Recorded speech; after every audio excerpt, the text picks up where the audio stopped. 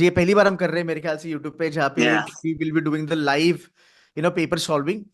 सो जितने भी बच्चे यार अभी तक जुड़े हैं, एक बार बस कंफर्म कर देना if you all can see us live on YouTube. I think we are live. Perfect है. चलो, सो आज का एजेंडा मैं आपको बता देता हूँ what's gonna be the case. So this is dashboard mock from सेडुसी mentors. It is mock number 1. It's a beautiful mock at par with CAT 2023, और थोड़ा 23 के ऊपर भी है. तो Yeah. you can check the quality also, guys.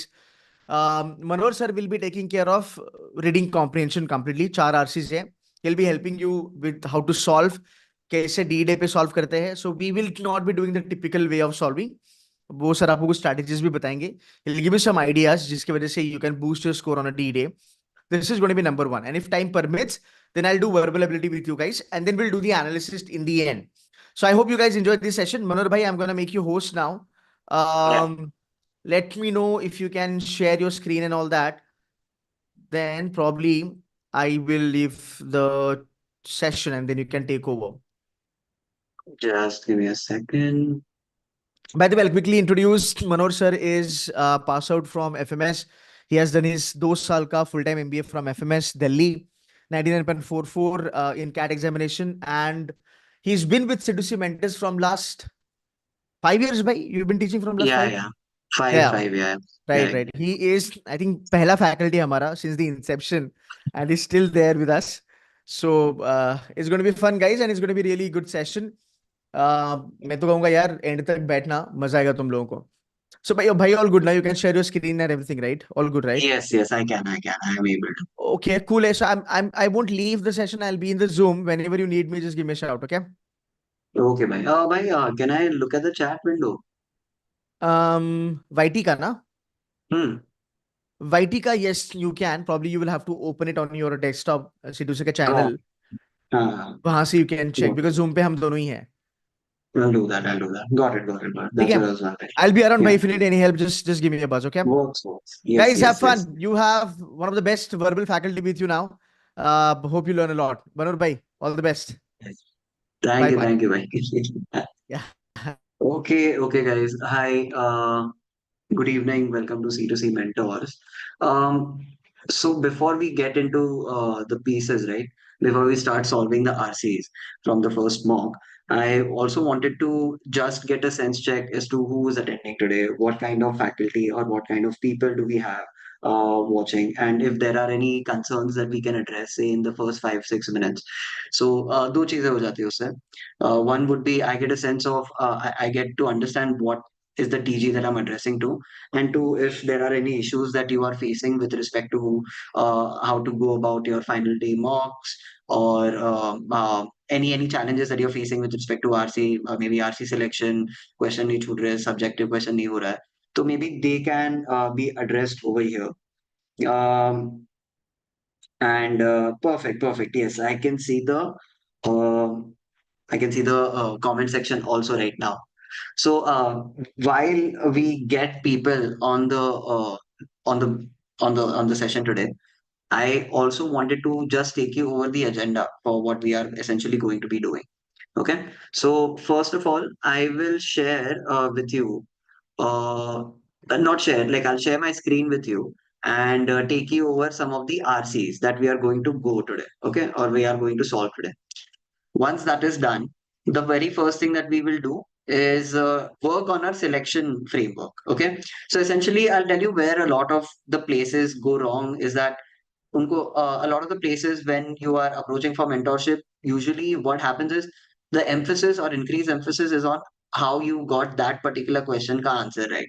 However, the probability that you'll get the same RC on the final day, or the probability that you'll actually get the same question also, even if same RC comes and same question also repeats itself on the D day, is very low.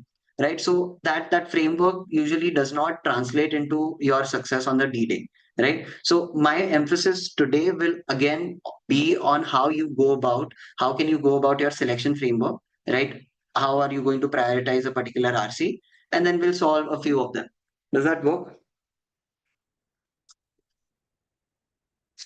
Okay, yeah, perfect, perfect, perfect. I've started seeing a few questions in the in YouTube. So how to attempt big questions in tough RC, transcription ज्यादा हो रहा है specifically especially verbal. Okay, Keshav, I'll address your question first. So, what verbal may now? What how did I approach my verbal? I'll tell you how that happened. It's 7:10. We'll start by 7:15 sharp. Okay. So verbal mein how I went about it is I segmented the verbal into the parts that they are, right? आपका summary हो जाएगा, odd one out हो जाएगा, parajumbles हो जाएगा, right? All the other topics that are there, and you look at all the mocks that you have given up until now. Okay, and in those mocks, look at your accuracy across these type of questions because other topics hai nahi, right? In verbal ability. So essentially what you're doing first is identifying what your strength is, and this is important right now, right? We are literally sitting on 9th of November. This month you have the exam. So identifying what actually works for you and prioritizing that and pehle usko solve karna works best, because essentially what a lot of people forget at the end of the day is that CAT is a very time bound exam. So your test is not about how well you can read or how well you can comprehend the information, right? They are just looking at binary one or zero. Agar aap right or the right or wrong or the wrong, right? So now your prerogative or the way that you need to operate over here is you identify your strengths and prioritize those. So suppose I'm taking VA in the last 10 minutes of my paper. Okay. So now last 10 minutes may the stress level as the 10 minutes ka counter goes down and down will increase. Correct. So now the probability that you'll make a mistake is also higher. It keeps increasing exponentially. So to optimize for that, right, what you need to do is first prioritize your strength, जहाँ पे आपका maximise कर लो आप अपना potential, आपका marks जितना भी रहेगा, suppose for summary, for odd one out, parajumble, whatever it is that is worked out best for you, you prioritize that. Then similar order में यू प्रायोरिटाइज, सेकंड प्रायोरिटी में आपका वो आएगा जो सेकंड हाईएस्ट आपका accuracy रहेगा, right, और what you are comfortable with. So to give you example, I was the most comfortable with summaries, so I would take that first. I was second most comfortable with odd one out, right? And then third में parajumbles आता था. There was also some math oriented to it. So what was the math? I'll explain that also to you. कि odd one out में I need to find out one which is not fitting in the framework that they have given, right? कि ये है 4 sentences है, इसमें odd one out कौन सा है, वो मेरे को identify करना है odd one out. However, parajumbles where I have to be right 4 times. I have to say, suppose there are 4 sentences and you have to arrange, right? I have to be right with which sentence I'm picking first, which sentence I'm picking second, third, fourth, and fifth. Fourth, right? So मेरे को 4 बार correct रहना है. मैं basically 3 बार correct रहना है, fourth तो आप automatically हो ही जाएगा, right? So that odds I'm not very comfortable with. And usually what a lot of students also would complain is that last के 2 sentences में confusion हो गया and वहां पे आपके marks चले गए. But आपको marks तो equivalent ही मिल रहे for both your odd one out and parajumbles, right? So that is a very big way of working or way of approaching your final verbal ability, and maybe you can take away from that. Outside of that, if you still need some support, then C2C also has a verbal ability booster workshop, booster course right now. So you can maybe opt for that too. Considering that we won't be able to go through the entire nitty-gritties of each and every segment in this session, right? I can only give you a way or a thought with which you can actually approach the paper. Sometimes it's not about your aptitude. Sometimes it's not about your accuracy. It's just about how you're approaching the paper, right? And honestly, not sometimes. Most of the times, it's about how you're approaching the paper. So let's take that. RC read करने के बाद कुछ नहीं समझता when I go to attempt question. So Vaibhav, we will be covering this today. It's 14 already, so I'll start in a minute, but I'll just tell you what I mean by this, right? So there is a very dear concept to me which is called scoping. Okay. So now scoping में क्या होता है कि before starting the paper, I have a tendency to go over the first line of each paragraph just to get a sense of what the paper is about or what the set is about. Yeah. The second thing that I do after that is look at the questions and try to identify which are the objective, subjective questions. Now, what I mean by objective, I'm a little loosely defined it. Like earlier, back in the day, when I started identifying or bucketing these questions, I would actually look at कि हाँ ये objective है क्योंकि ये RC से निकलेगा and ये subjective है क्योंकि ये interpretation based है. But then there was this element which was always lost out, कि scope of a particular question. So a lot of times, and you can correct me if I'm wrong, a lot of times there will be some question where it is mentioned कि what did the author mean by XYZ. Now वो XYZ mention करने से मुझे बस XYZ map करना है. I just have to simply find that XYZ in the RC and read 2 lines above, 2 lines below to understand what exactly is it that they are trying to convey to us. Right? So now what essentially that is doing is that is dictating what exactly will be the focus area for me. What are the hotspots in the entire RC, right? Because data comprehension, RC reading is not just about how quickly you are able to read it, but it's more about what sections are you able to prioritize.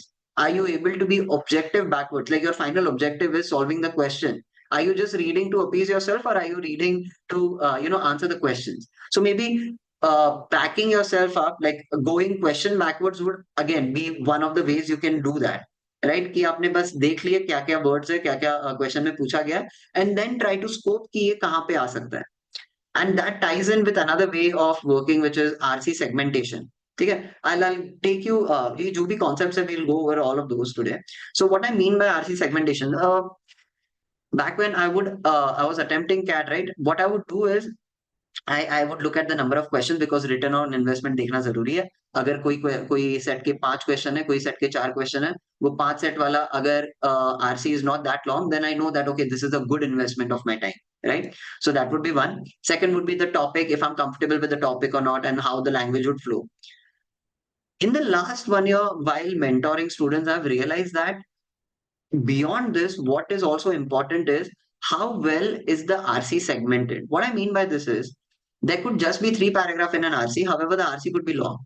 So what I mean by that is, अगर 3 ही paragraph है, तो just identifying what part is asked in the question and then looking at each paragraph and then finding out कि हाँ ये यहाँ पे हो सकता है is a cumbersome task. Now assume the same RC to be segmented into 5 paragraphs. Right? So now 5 paragraphs पे, I will also be able to associate a label to each paragraph and understand. What can I understand basically? I'll be able to understand कि हाँ कौन से paragraph पढ़ के मुझे ये वाला question solve हो सकता है. So that could be another way also that you can look at while selecting RCs, that segmentation, if it's a part of the process or not. Okay. With that, yeah, let's see how choose. Okay, I'm glad that it's working for people. Scoping is working. Because if I spend time in RC, I got accurate, and if I choose to spend more time, VA part. Okay. Spend करो. किस पे ज़्यादा time spend करो वो confuse हो रहा है. ठीक है.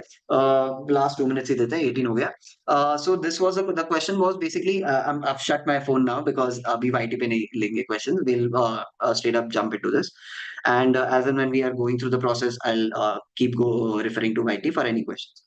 So the question over here was verbal ability में ज्यादा time दे या RC में ज्यादा time दे. See, verbal ability में there will be a set number of questions. छोटा quantum रहेगा तो RC तो non-negotiable है. If you are not going to be prepared with respect to RC solving, then you won't be able to scale your VARC score. Correct. Very simple fact, because it's more skewed. The number of questions that you are going to get asked from your RC is going to be more.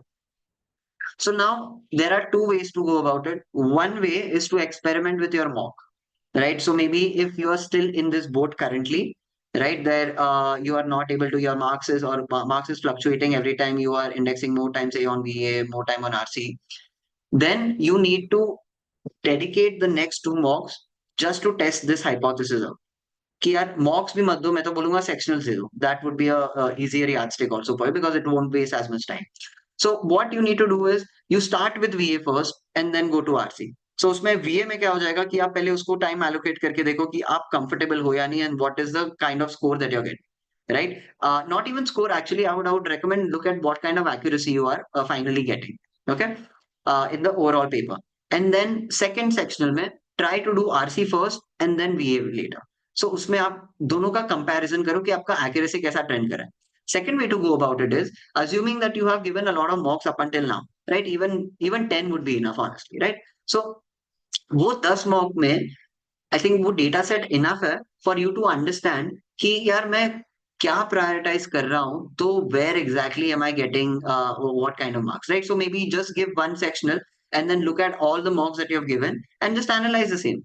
Right कि यार अच्छा ठीक है past में आप just prioritize always RC first and for the first time I did VA first so just look at what kind of accuracy you are trending at and how your average time per question is trending और changing ठीक है with that let's dig in into the questions today so what I've done essentially is Ketan bhai had shared across a PDF of all the mocks not mocks all the RCs right उन्होंने भेजा था so what I've done is we'll go over the RCs first over here itself okay then I will be taking you on to OneNote and OneNote पे we will actually do the selection framework selection strategy ठीक है does that work for everyone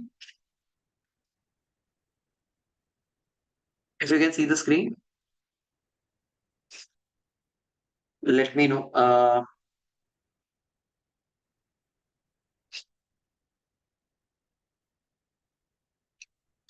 perfect perfect I think it's still going there I'll just take it live perfect it's visible ठीक है so there are four RCs in this paper this is a proper आपका पूरा एक sectional ही है VARC का there are four RCs over here first one just one line पढ़ लेते हैं of each of the RC let's do that let's go over that to just try to understand or rather actually you know what we are very close to the exam so how I would like to take this forward is just give me a second I'll share all of my screen okay I hope I'm visible again. Perfect. The screen is visible.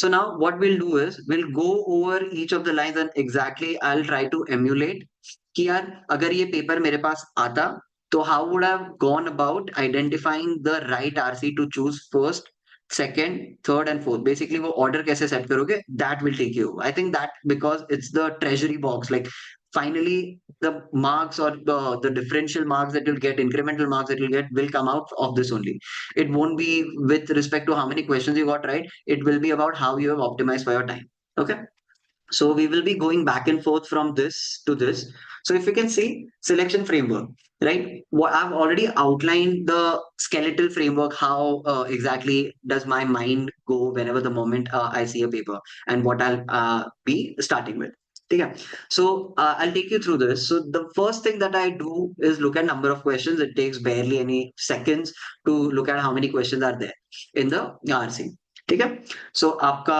यहाँ पे suppose we'll do that exercise. Second would be the topic. What topic am I going to read? Am I comfortable or not? I need that in one go only, and we'll move towards that. I'll show you that. Now, this is low hanging fruits. What do I mean by low hanging fruits? Is basically what questions do I feel are very doable? What are those questions that I think needs to be prioritized? What essentially we are doing with this part of the exercise is trying to establish parity because most of the times trust me not all a lot of students are very different there would be some who are crazy smart and they would be able to read anything and everything however for majority of us right for majority of us what's easy for you is probably going to be easy for everyone else right so you need to have that judgment so यहाँ पे आप वो low hanging fruits को identify कर लोगे and then you see if segmentation is there of the passage or not which I just mentioned and then you look at the language so we'll just go over this once and yeah let's look at the first RC. Historiography is study of how history develops truth and knowledge over time. Then Frederick introduces a foundational structure of something, original history, representation, then transcends and presence. In this line, history of ideas and system of reflective history. Reflective history के बारे में बात हो रही है अभी. So they started with original history. Now they are talking about some reflective history. Right, so let's look at the next paragraph. Marx states the condition. So Marx का कुछ take I don't even have to read the entire line. And one notable attempt to bridge this, and Wilhelm Dithely presents historical being and whether Marx, Hegel, and Dithely were right, wrong, or inconsequential. ये आपका last paragraph आ गया. ठीक है. And let's quickly just see how many questions are there. There are 4 questions. ठीक है. So essentially, what I'll be doing is 1 to 4. This is history के ऊपर है. I'll just write. I don't have to understand or go into more details. I just have to type that. ठीक है. Next would be low hanging fruits. Now, essentially, while reading the one-liners of each paragraph, what we were doing is also simultaneously trying to understand what is the flow of the paragraph of the passage, right? So अगर आप देखोगे, one good observation is कि यार बहुत सही segmentation है. हर paragraph दो तीन लाइन की से ज्यादा नहीं है, तो I'll be able to exactly pinpoint कि ये वाला part कौन से part में आएगा. ठीक है. So यहाँ पे what they have introduced some idea about historiography. This paragraph में they have spoken about Hegel and उसने कुछ नया concept introduce किया which is about original history. Then it gets into reflective history. So types of history basically they are getting into. Now later on, we honestly don't have a lot of idea about this, right? So it's fine. That paragraph can go. But flow, abhi bhi we know that okay, idea was introduced, two types of it. One person was introduced. That person's two segmentation were introduced. Now they are getting into Marx states that condition. So Marx का भी कुछ take रहा होगा. So maybe one guy they have introduced, then they have introduced another one, and then उसके ऊपर attempt to bridge this and this. So Hegel and Marx के दो दोनों two opinions or ideas that are put in front of you in the RC, they are trying to bridge that. Then they have introduced a third person, which is Dilthey, right? And then last paragraph is just about confluence of the three ideas. Okay, this is the flow of it. It won't take that long, right? Why it is taking right now so long is because I'm trying to explain what this organic thought process is going through. However, this is what you need to just look at. एक line पे भी you'll start understanding what the flow of this passage is, right? And not every passage you'll be able to identify the exact flow. However, it works for most of the cases. And out of 4, अगर ये 3 पे भी चल गया, then that's great enough for you. Okay. Now let's look at the next part of it, which is low hanging fruit. So let's try to identify this, right? So first question देखते हैं. Historiographer may determine all of the following by analyzing an ancient written text except. So now this is a very objective type of question because ये कोई उन्होंने idea introduce किया होगा and उसका application है basically कि हिस्ट्रियोग्राफर एक चीज है, एक बंदा है. So what it would they would analyse and what except which option they are going to analyze it. It's a very straightforward objective type of question because yahan pe they are not asking us to interpret anything. Okay, so one will go over here for me as objective. Next, all of the following constitutes a point of difference between original and reflective history. So now see, there were two paragraphs here. This is where the scoping part comes in, right? That there were two paragraphs. And Keshav or somebody who had asked me, right, about this case scoping कैसे करते हैं. So this is where you need to pay attention. ये बात देखो, second वाला जो question है वहां पे उन्होंने एकदम explicitly बोला है original history and reflective history point of differences ये सारे हैं except. Right. So now even if I don't have time to read this entire passage, right, towards the end of the paper, maybe I have 5 minutes or 4 minutes to go, and I know that I won't be able to do justice to the entire passage. This is that type of question that I can pick up and just read those two paragraphs and get it right. Okay, align on this. So 2 also for me is going to be an objective type of question, low hanging fruit. And यहाँ पे scoping वाला element आ गया. So you need to remember that, right? Scoping वाला element है यहाँ पे. ठीक है? Let's go to the next one. With which of the following statements about the study of history would the followers of Marx agree? Okay, followers of Marx, this is subjective now, right? Because Marx ke followers, they have already, they have a very small paragraph for Marx, right? So now they must have introduced some idea over there. Now essentially what they are trying to do is ask you to interpret exactly what it was that this part was the Marx was what it was that Marx was trying to say, and who do you think would be followers, and what who do you think or what do you think they would agree with? So it's kind of layered, even though the scope is very very defined and narrow. I don't really know if I can get into this or not right now, right? So just to keep the sanctity of my low hanging fruits clear, I'm not going to include this in my objective question. Is this understood? Okay. Okay, let's go to the fourth question. On the basis of the passage, which of the following views can be inferred to be closest to that of Dilthey? ये तो direct subjective question है, ये बोल रहे हैं infer करना है, right? They are explicitly asking you to infer something, so I'm not going to be keeping this or marking this as a objective question. This will be my subjective question only. And let's do the end part of this, which is segmentation. So it is segmented. I'll just put S. And language seemed a little difficult for me, right? Or no, actually language seemed fine to read, right? Topic is what is difficult over here, right? If you go back again, I could understand each and every line. है ना? Even one line when I was able to read, I was able to understand and create a narrative in my head also. So language is not the issue. However, the topic is something that could pose to be an issue because I'm not very comfortable with history. This is very, very new for me.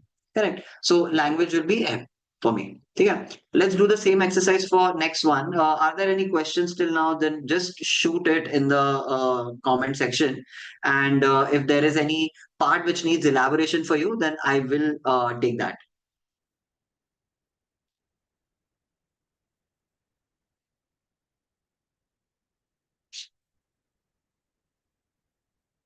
We'll take it as we go. Let's go to the second part of this, which is now the following speech was delivered by Albert Einstein, the great mathematical physicist. So this is a letter basically.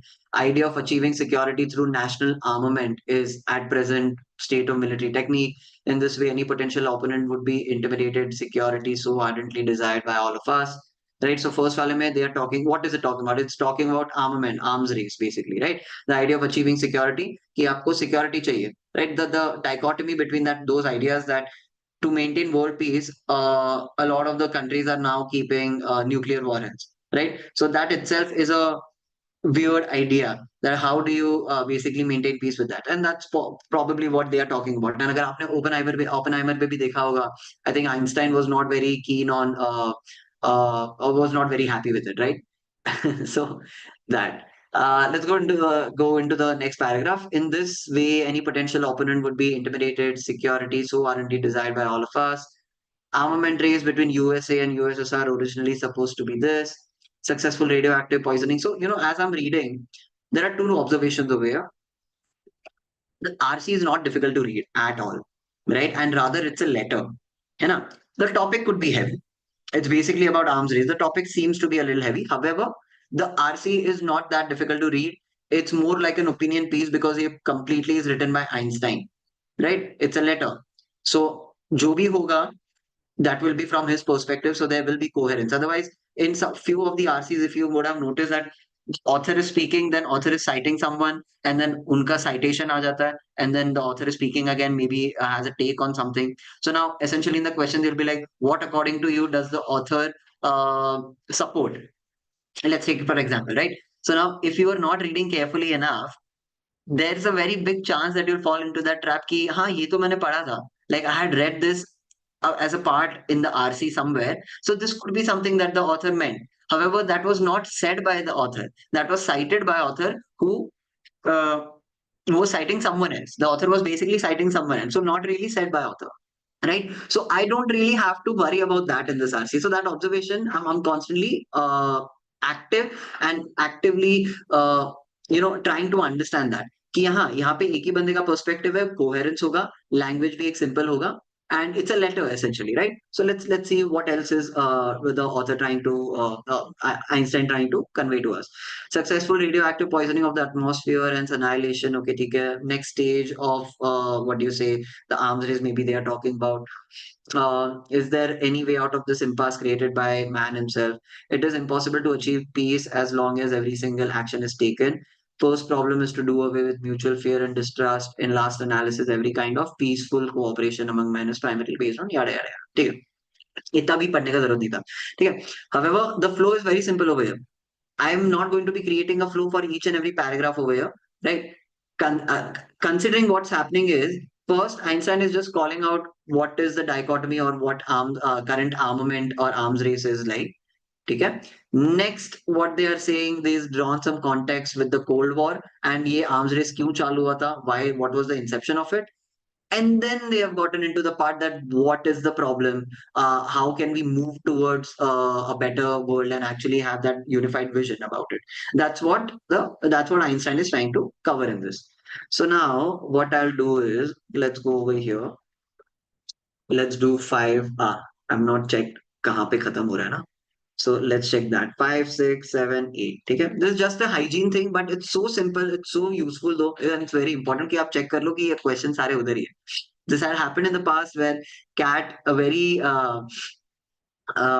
annoyingly had put an RC at the first question, and then the next question of that RC came maybe 7 questions later or so.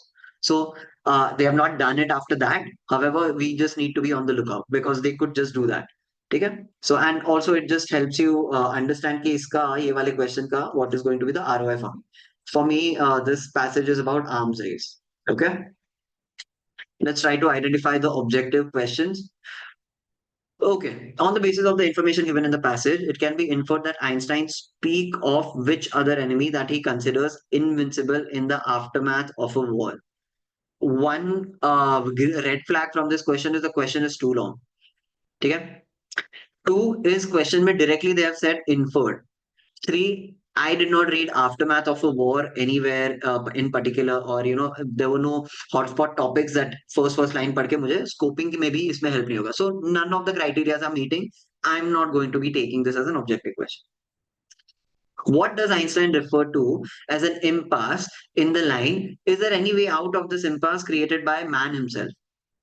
There was a line, right ऊपर है एक impasse वाला line and वो नहीं भी हो आपने नहीं भी पढ़ा हो they are directly citing and this is where your scoping comes into play they are directly citing a line a word which is there in the paragraph in the RC and you can go back to it and just get that out, right? So even if you're low on time, even if you don't have enough time to attempt this RC, there's still a big chance that you can just read this question because you have identified it as a low hanging fruit. You can prioritize this question, go back, try to solve that, and at least get that or maximize the output from your last few minutes that are left. So I'm going to be marking this as an objective one because you scoped it. Okay? So I like scoped questions because even if it is more interpretive, right? What happens essentially is I don't have to read the entirety of the thing to understand or interpret it. It's still relatively easier for me. Okay? As opposed to some objective questions. Some objective question would be like, what do you think is not something that the author has mentioned from the paragraph? ऐसे ही बोल दिया suppose, ठीक है?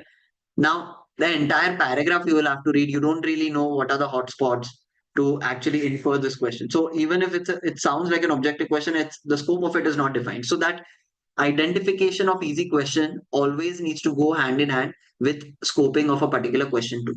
Okay.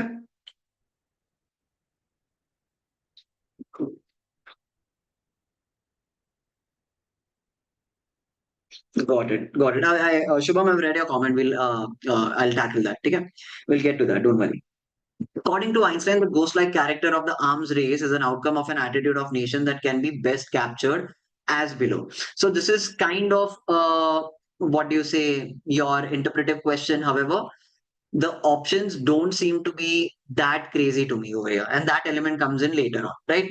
कि यहाँ पे क्या हो गया कि I honestly don't have much opinion of this question कि this could be objective or subjective. I honestly don't know where ghost like character of the arms race, where exactly that part is, if it's even a part of the paragraph or not.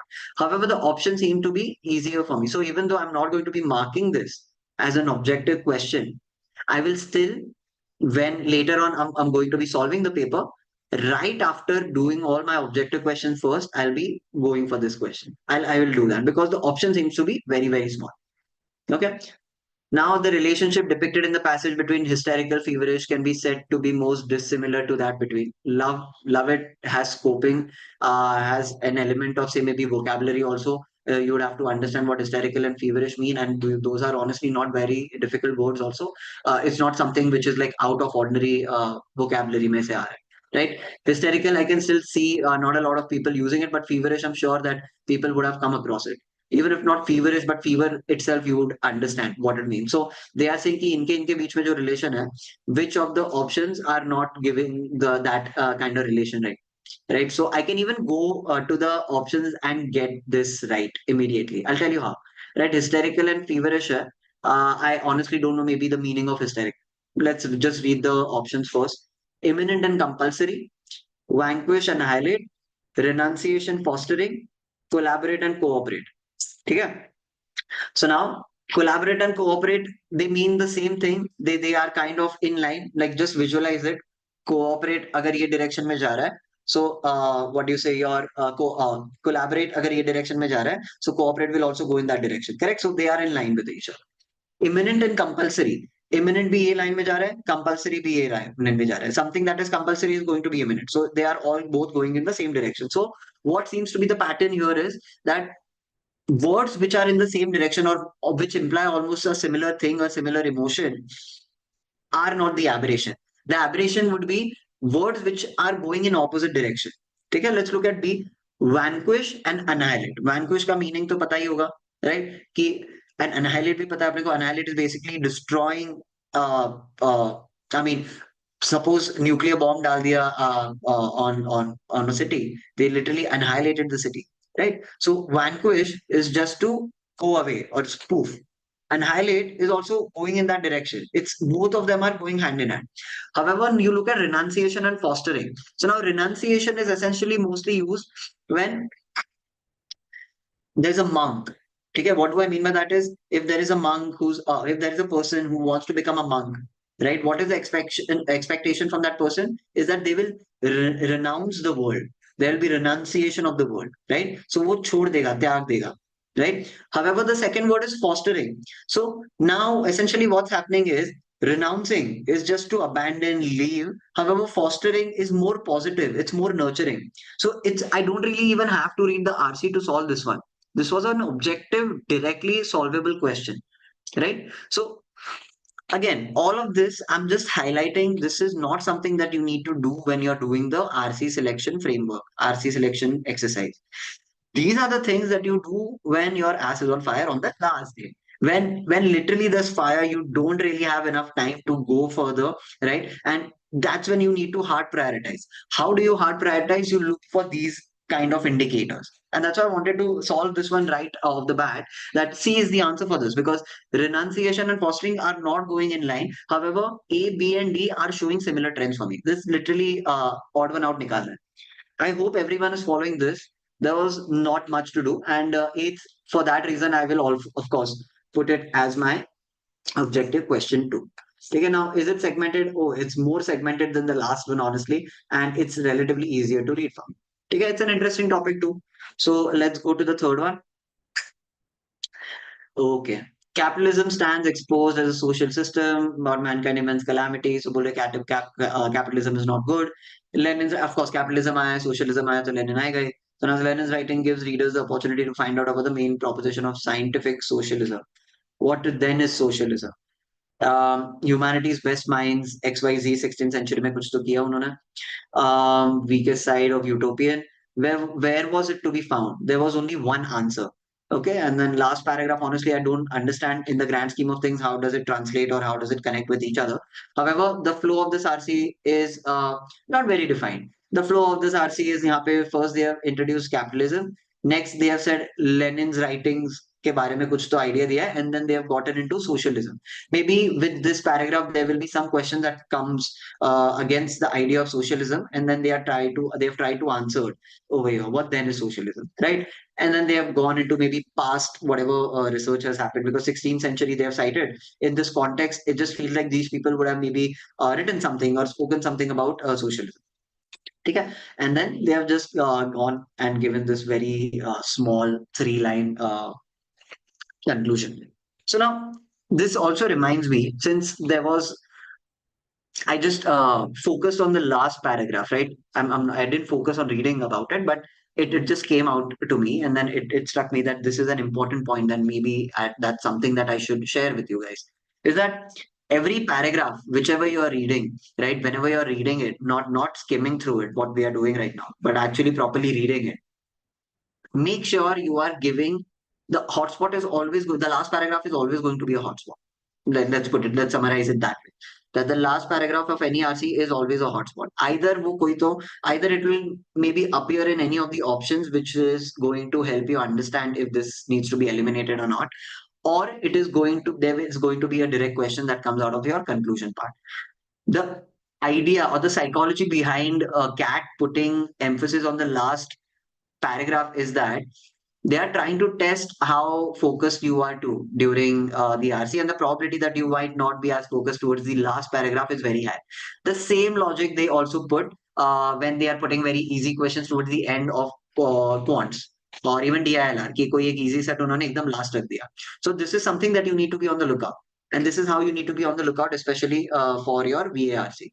For DILR and QA, that's still solvable. You can just go to the direct question last and see if the set is easy or something. However, for this, emphasis is always going to be on the last paragraph. So always keep that in mind. Okay? Let's go to the questions now. What is this about? 9, 10, 11, 12. Okay, चार questions हैं यहाँ पे भी. So I'll just write it down. 9 to 12. Then what is this about? This was about socialism, capital, basically politics. Okay. Then, okay, let's now go to the questions first. Each of the following can be considered the view of the author of this passage, except. Nope. Definitely not. Directly बोल दिया view of the author हो सकता है. नहीं करना है. According to the passage, where did the real solution of the problem lie that utopian socialism could not indicate? According to the passage, where did the real solution of the problem lie that utopian socialism could not indicate?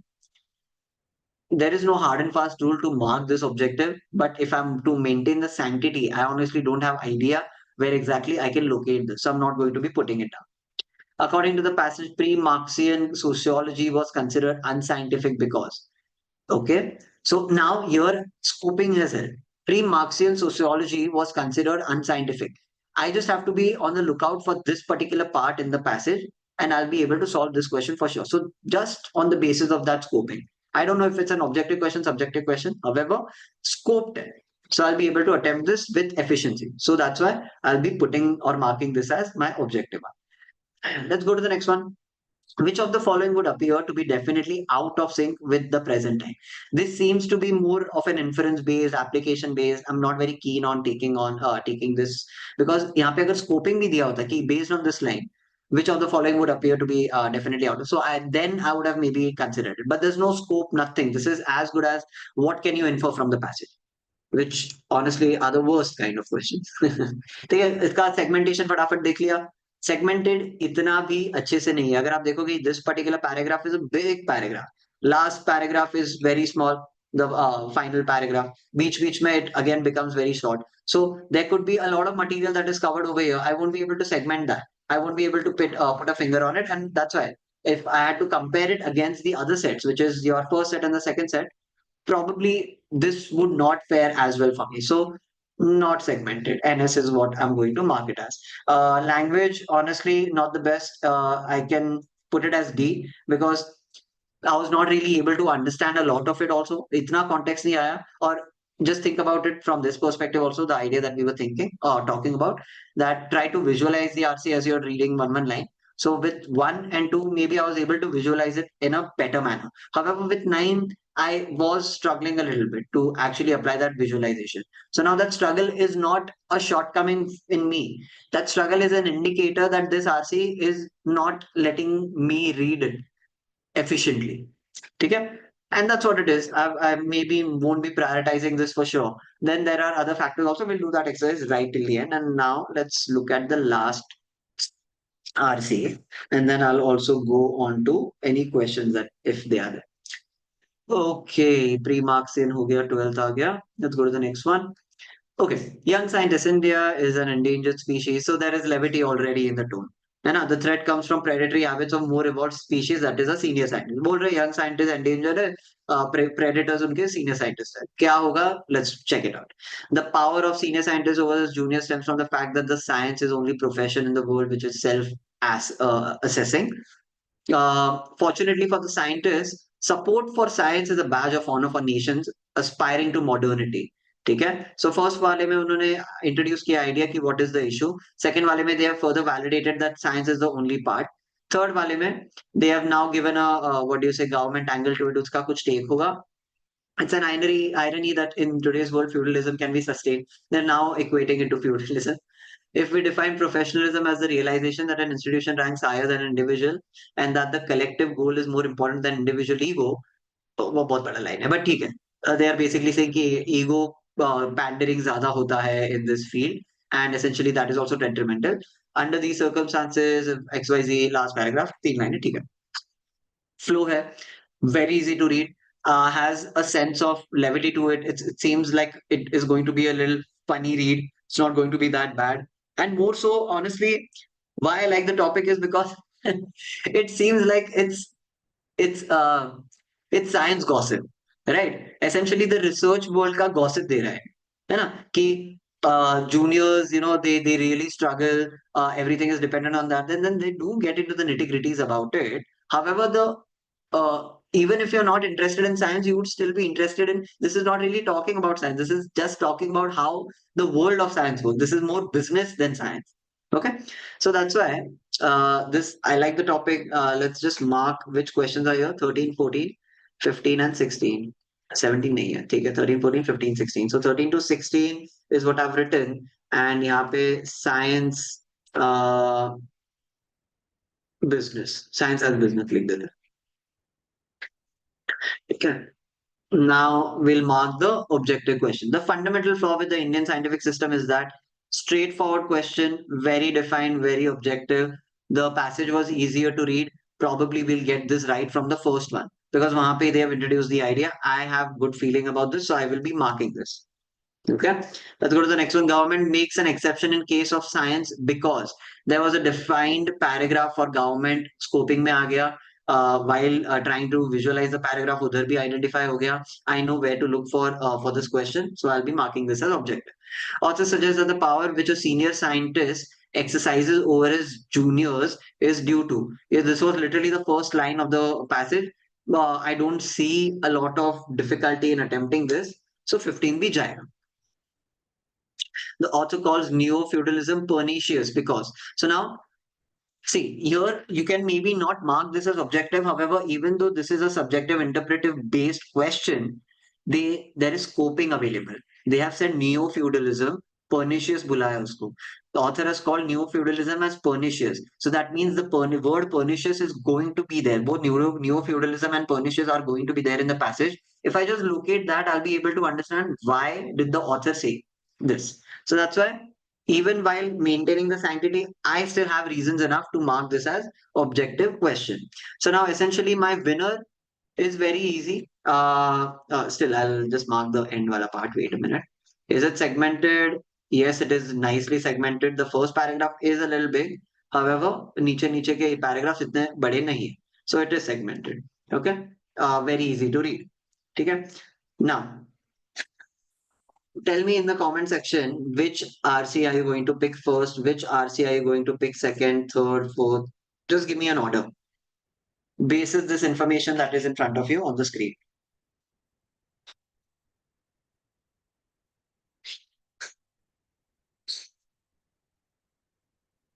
Let me see.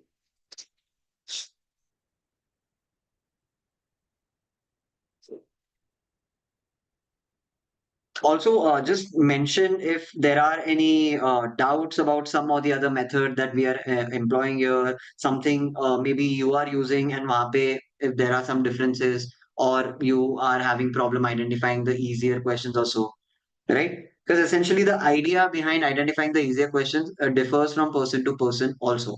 But then there are still certain hygiene factors that you need to check or can check. If scoping is working out for you, then that becomes a very integral part of your identifying the low hanging fruits. However, if scoping is not a part of it, then maybe you need to find something else. Language पे ज़्यादा indexation डाल सकते हो, objective question पे ज़्यादा indexation डाल सकते हो. So I have I have couple of this actually, yeah. So one of the comments says 4, 2, 1 and 3. Does that make sense? It makes absolute sense, right? That it's going to be 4, 2, 1 and 3, right? Because देखो मेरे को क्या है, I will be able to answer a question if I'm able to read. For me, I'm not saying this applies to everyone, but this is something that you need to identify for yourself. That are you that good of a reader that even if the language is difficult, are you able to read it? Are you that good of a reader that even if the topic is not from your maybe comfort zone, are you still able to comprehend the information? If the answer is yes, then the prioritization maybe doesn't apply to you. However, for majority of us, this is going to help because now I will be prioritizing the fourth one. I'll be prioritizing, oh, sorry, I should have written one over there because this is going to be my one. This is going to be my two. This will be my three and this will be my four. This entire exercise will help me understand in what way or what order I need to approach this paper. And why this is very important is for crying out loud, your paper starts with VARC. So imagine starting the paper with a very difficult set, right? It's not only bad for your accuracy, for your score, because it's not optimized for your time, but it's also terrible for your next subsequent sections because what is the most conventional love story with CAD that अरे मेरा DI खराब गया उसके वजह से मेरा QA भी चला गया, right? Now imagine having a bad start with VARC itself. So that is going to have an impact on VARC, DILR, and QA. Okay? So keep that in mind. That is very essential. And again, I'll reiterate this. This order need not be applicable to you. It will be applicable to a lot of people that are on call today. However, it need not be applicable to you specifically, right? So if you have a different order in place, if you're thinking, "Nahi, nahi, I would have gone maybe with the third RC first, first RC second, or something like that, right?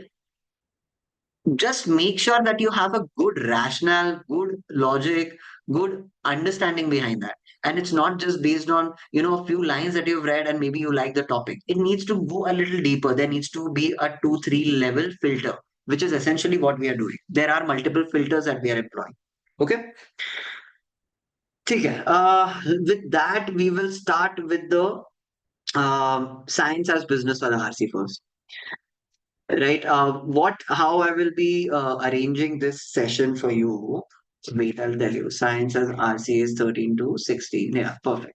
Okay. So what I'll be essentially doing right now is we can just read. Okay. What I'll do is I'll just zoom this out. Let me know if you can read the RC, and simultaneously we will try to also solve it. Okay. So now what we can do, just let me know. Ah, ठीक है, let me know if this is fine, if we can start, if I'm going very fast, slow, or actually, yeah, it's almost about to be 8. There are 4 minutes. So let's take this time to take any questions if there are any questions in the audience today. People who are attending, just let me know if there are any questions up until now. If you are employing certain frameworks to select a particular RC or not up until now. If not, then if I hope then your accuracy is great. If you're not an employing yet and your accuracy is also not really great, then you need to employ certain methods. And I think immediately you'll start to see an impact in the kind of accuracy that you're getting. Okay, Ashubham, let me see. The first line of all paragraph topic was kind of interested for me, but when I started to solve it, turned out hard and only able to correct 1 out of 4. So Shubham, again, that's what I'm saying. Your rationale behind identifying that RC as a priority RC is only that you read one line and it seemed interesting, right? Not everything that is interesting can be something which is fruitful in CAD, right? कभी कभी वो ऐसे ही Honey pot कर देंगे आपको कि they will actually give you something which seems interesting, which seems very good to read. However, the questions could be very difficult. And this is also a trend that I've noticed is that the more difficult to read an RC, usually it's easier. The questions are relatively easier. However, that still doesn't mean or imply that I'm going to be prioritizing those RCs in the beginning of the paper. I'll just tell you why, because there will always be that one RC which is easy to read and the questions are also easy. You just need to be on the lookout for that. The moment that is done, उसके बाद में आप ले सकते हो ये सारे risk. ठीक है? Just make sure that you're doing this. Employ or apply a few more filters while identifying what RCs work for you and what don't. Okay. With that, I think we can start solving. Are there any other questions? ठीक है. चलो, let's start solving. So the direction is here.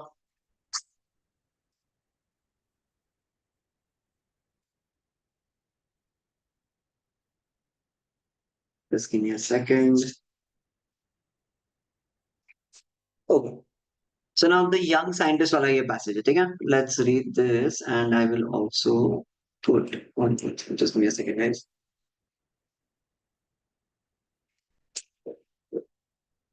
Perfect. Let's use the background. Okay. Chalo, let's start.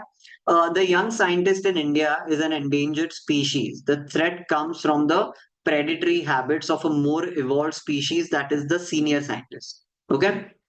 An Indian university teacher, in a letter to the international science journal Nature, wrote plaintively, thesis supervisors take undue credit for work of their proteges, a young scientist. मतलब the same idea, what they are doing is the same idea पे थोड़ा build कर रहे हैं.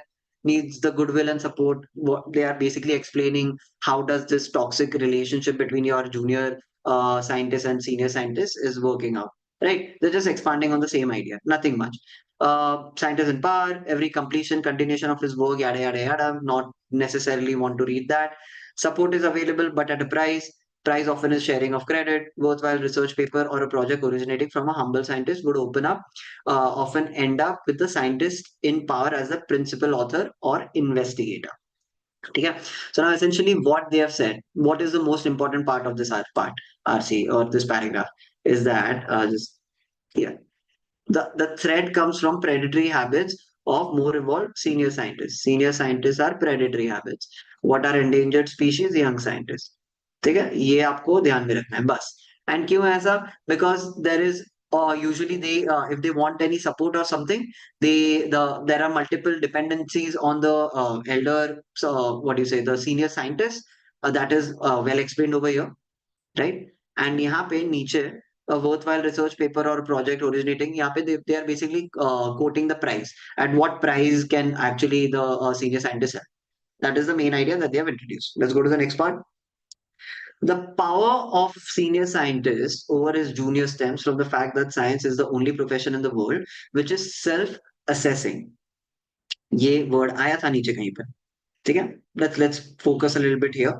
It's self-assessing, unlike in the bureaucracy or the military, where the top authority vests with non-professionals.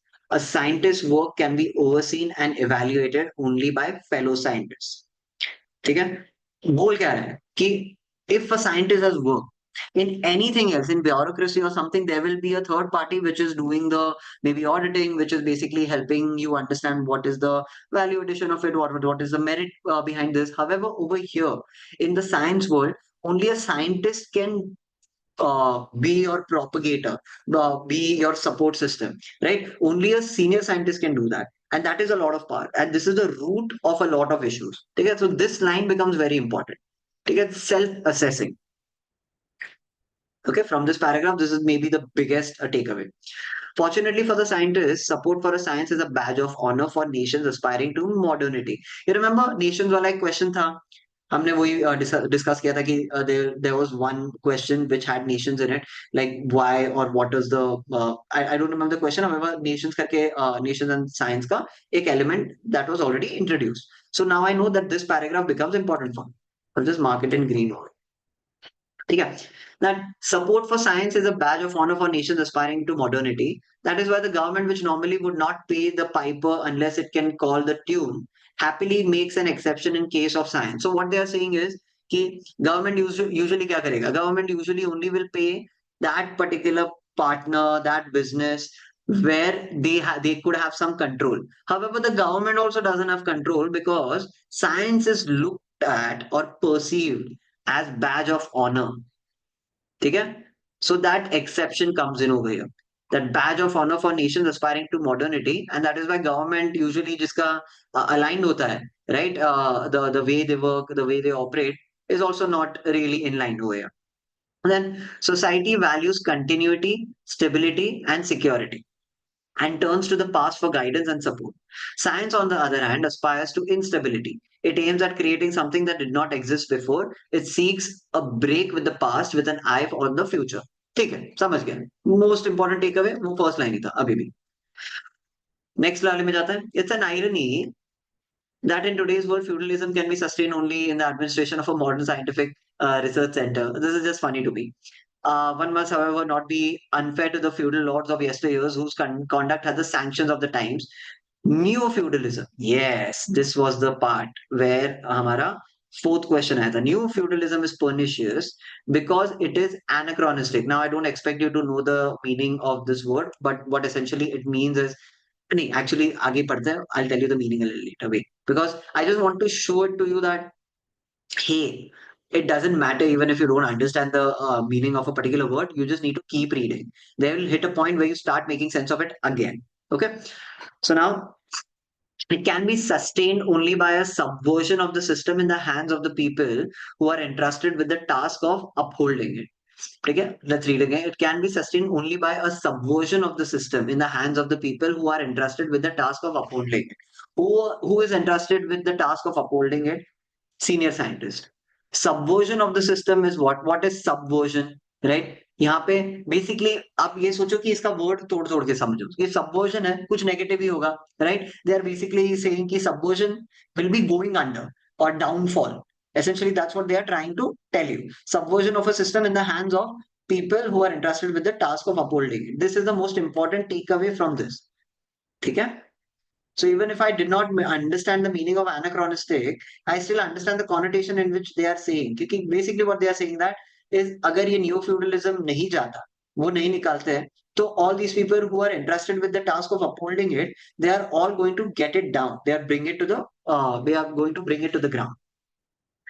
If we define professionalism as the realization that an institution ranks higher than an individual and that the collective institution ranks higher than and collective goal is more important than individual ego, it must be admitted that we are unprofessional people, right? So they are saying that this is what professionalism is, that all of us coming together, working towards the goal of an institution. However, what science is currently doing then becomes unprofessional. They're just creating that juxtaposition. It is wrong in principle to give any individual a larger than the institution image. Okay. This philosophy becomes all the more debilitating because recently there has been an alarming decline in quality of leadership in science. They are just trying to, talk about all the other things that are wrong. It is all the other outlier things that comes or rooted in this. It is relatively speaking an easy matter to evaluate a leader. His commitment can be judged by asking whether he is giving to the system or taking from it. The caliber of a leader can be gauged from the caliber of the people willing to play second fiddle to it. Okay.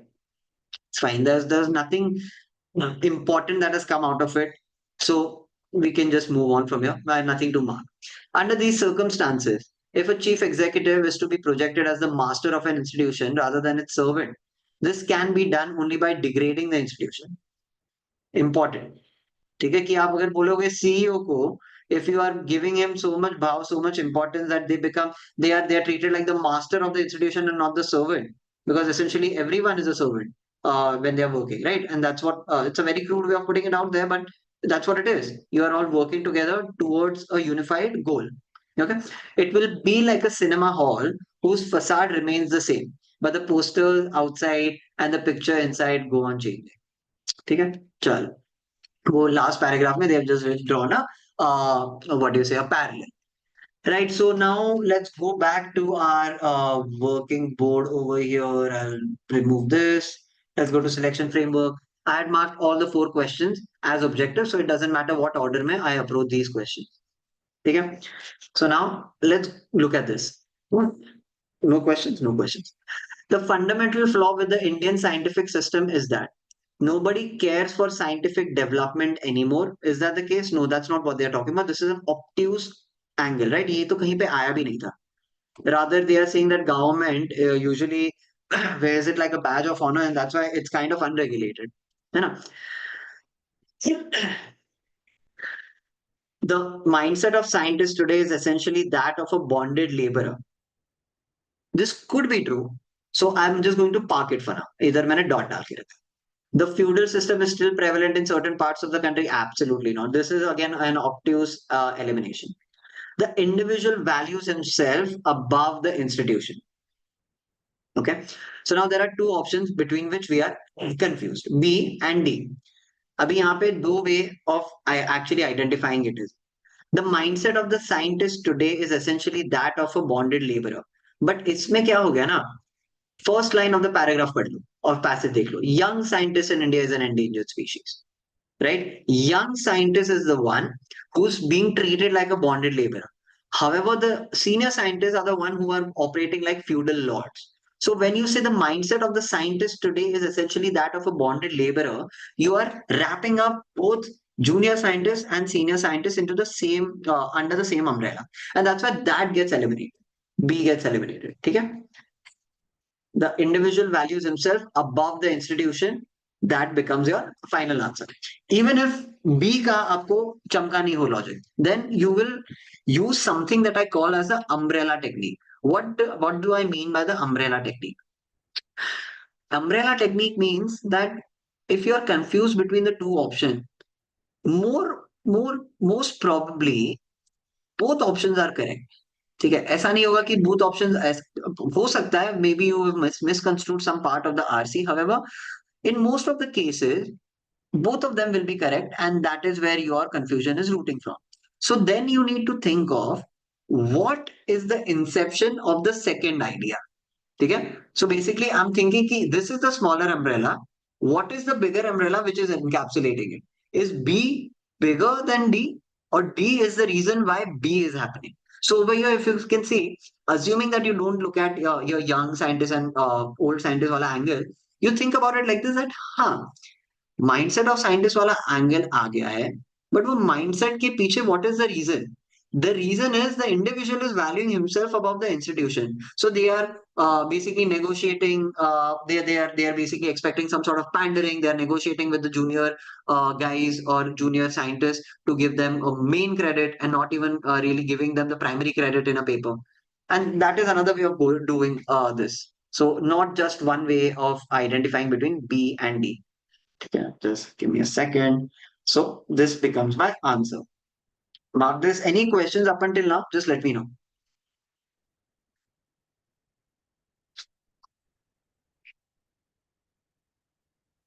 Okay, let's go to the next one.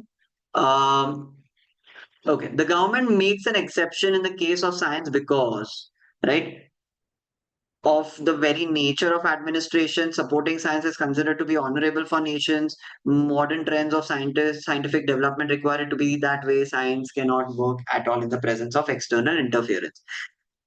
Paragraph pata hai apne ko. We had already scoped it. We were honestly just ready for this, right? Support for science is a badge of honor for nations aspiring to modernity. That's why government, which normally XYZ, happily makes an exception for the case of science. Bolo abhi, kaun sa option aayega? Tell me which option should I mark over here? Because this, yahan pe you need to optimize for your time. I'm not going to try to eliminate each option over here. I'm going to go with selection. कि यहाँ पे तो मैं directly select कर लूंगा, because fairly straightforward question and non-negotiable question for you to get right. Tell me this one.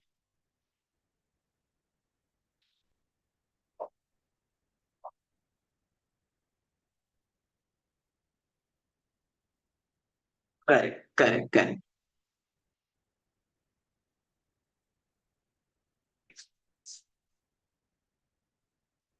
Okay, no questions here. Ah, there you go. Now, finally, it started popping up. So now, yes, that is correct. B is the actual answer. I hope this is followed by everyone. This is a non-negotiable question. सबको आना चाहिए, सबको आएगा भी. ठीक है. अगर यहाँ पे गलत चले गए, तो then you will have to make up in some other question which probably will not be as easy as this one. ठीक है. And another way of looking at it is also bucketing question. You need not really read the entire RC to get this question right. So if you for some reason have not shortlisted this particular RC as one of the easy ones and kept it towards the end, then ये आप कर सकते हो. ठीक है. चलो, let's go to the next one. Author suggests that the power which a senior scientist exercises over his juniors, right? What is the power due to? Yeah, the feudal outlook that the scientists in power take while assessing the work of the subordinates. Okay. The difference in the mentalities of senior and the junior scientist, that's not true. That's not because of the difference in mentality, and this is too broad, too generic. That's why B gets eliminated. For sure. A ka, I'm still going to put a dot over there. The fact that scientists' work can be evaluated only by a scientist. Okay.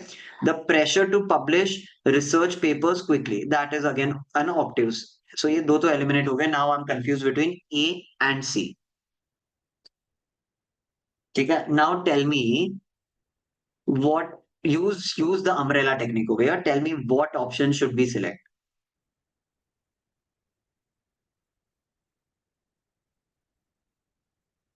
What is the bigger correct answer over here? What could be? It's fine.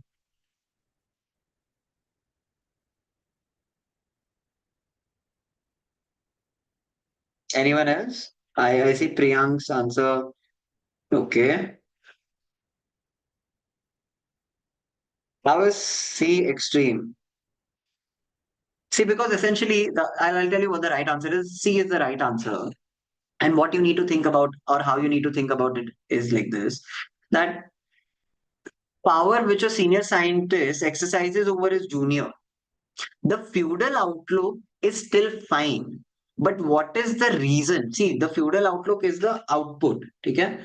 But वो feudal output तो कभी भी हो सकता था. That could have been even in case that there is a third party, right? if you remove the C point, which is the fact that scientist work can only be evaluated by a scientist, if you remove that point, right? If you completely eliminate that point, then A doesn't become an issue to me. What senior scientists are taking pride in is that, yeah, I and only me will be able to assess the paper, and that person, the junior scientist, will have to pander to me. The root of this issue is this dependency or contingency on getting credibility for a paper. Umbrella technique works that way. Again, I'll reiterate this. A would not have been a problem had C not been in place. There could be a feudal outlook. There could have been a feudal outlook that the scientists in power take while assessing the work of their subordinates. That could have been the case. However, that would not have happened, or that would not have been an issue if scientists would only be, what you say, capable of assessing the scientist paper. That's why C becomes my answer. Bigger umbrella. This is a diagnosis, however, this is the root cause. Maybe that's how I can put it. Yeah. Let's go to next one. The author calls neo-feudalism pernicious because neo-feudalism pernicious वाला आपको याद होगा, यहाँ पे हमने कहीं पे mark किया है. There you go. Can be sustained only by a subversion of the system in the hands of people who are entrusted with the task of upholding it. Okay. Why did he call it pernicious? It is not only not in sync with the times today, but is also fraught with the risk of ruining the system itself. Right?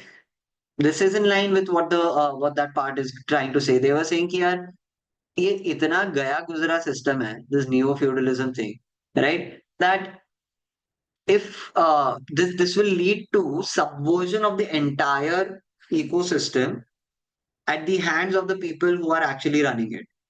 So that's what the point is. So this could be right. This point, mark it out.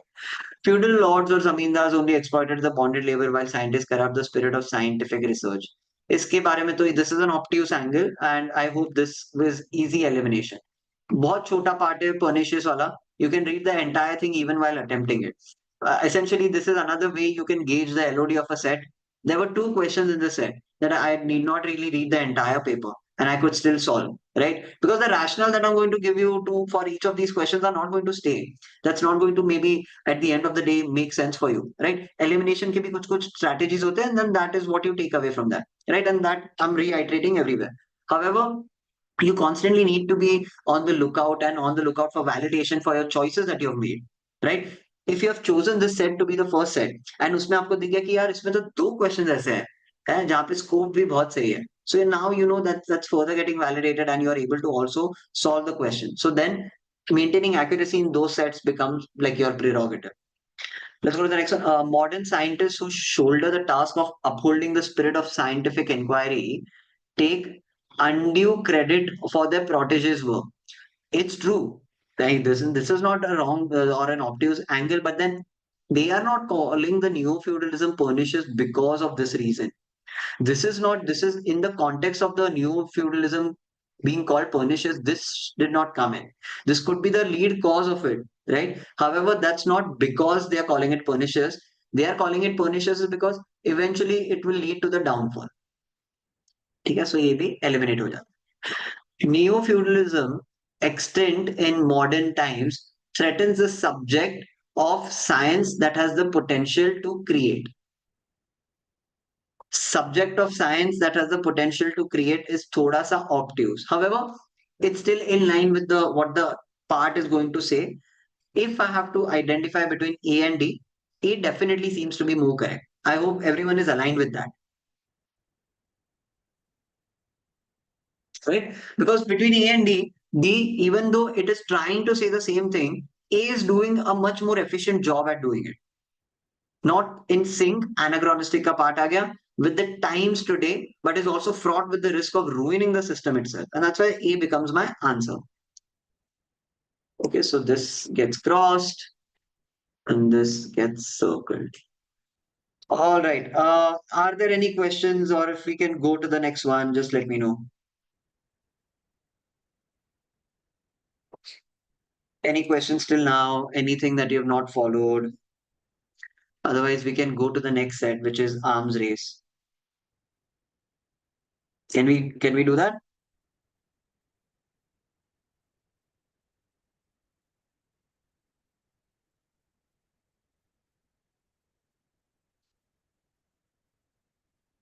I'm just waiting a little while so that I get some response. I think the live has some lag in it on it.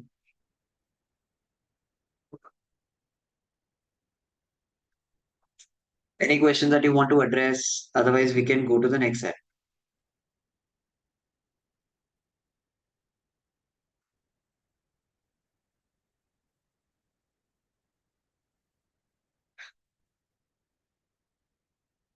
Very good, very good. I hope you were also trying to attempt the set because I saw a comment all correct, sir.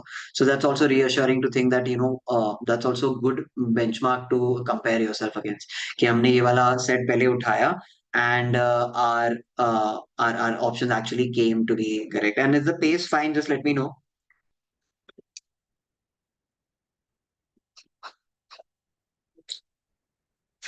Charlie. That's good enough. That's good enough, Priyank. That's not an issue. Still good enough. वहाँ पे वही है अभी और optimise करना है आपको और एक करेक्ट लेके आना है.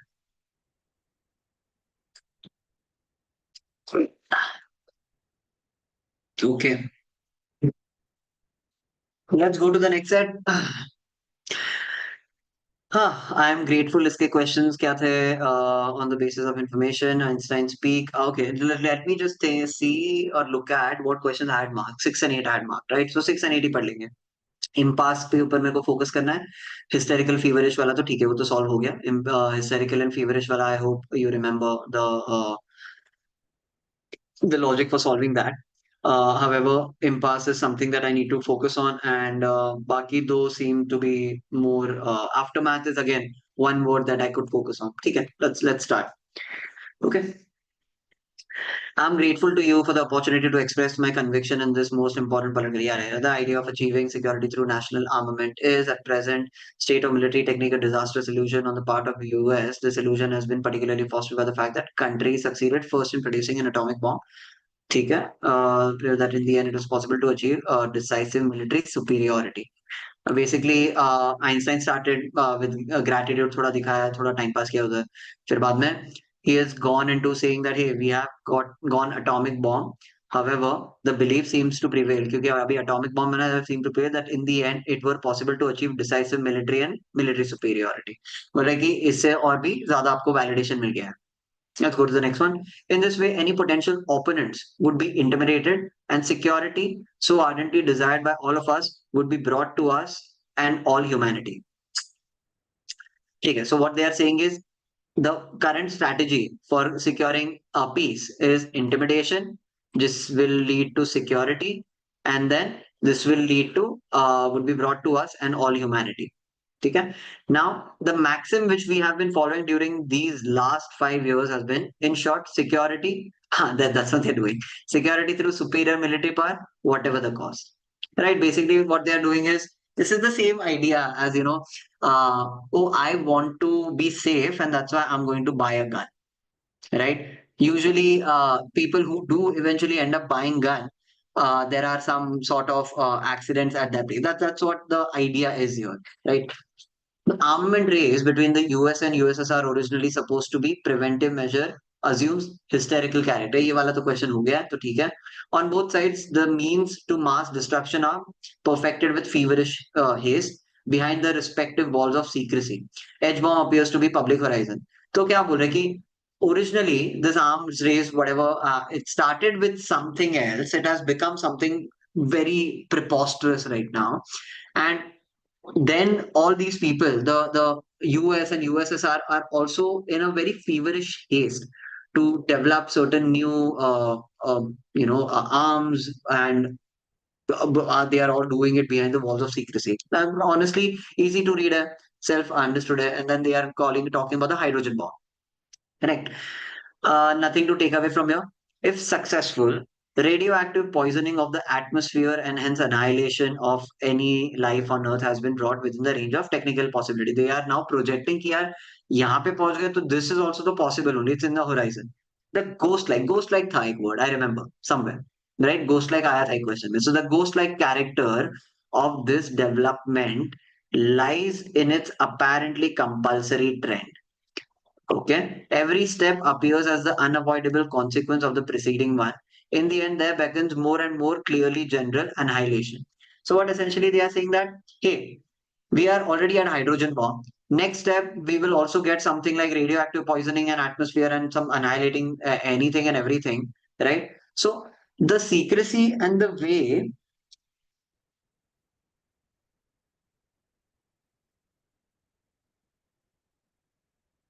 Got it. Sorry, guys. I was just reading one of the comments.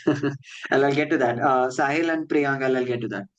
Okay, so the secrecy with which these guys essentially what is happening is A, did you the US has made an atomic bomb. The USSR is like, no, we also need to make.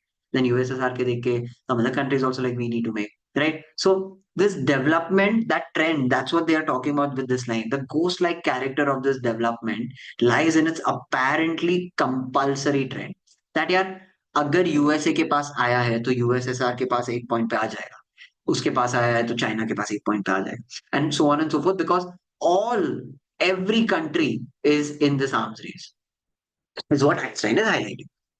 And that's the only important part because ghost like wala part aa gaya tha. What did it mean? Ye samajh gaya. Is there any way out of this impasse? Impasse aa gaya, very nice. Created by the man by man himself.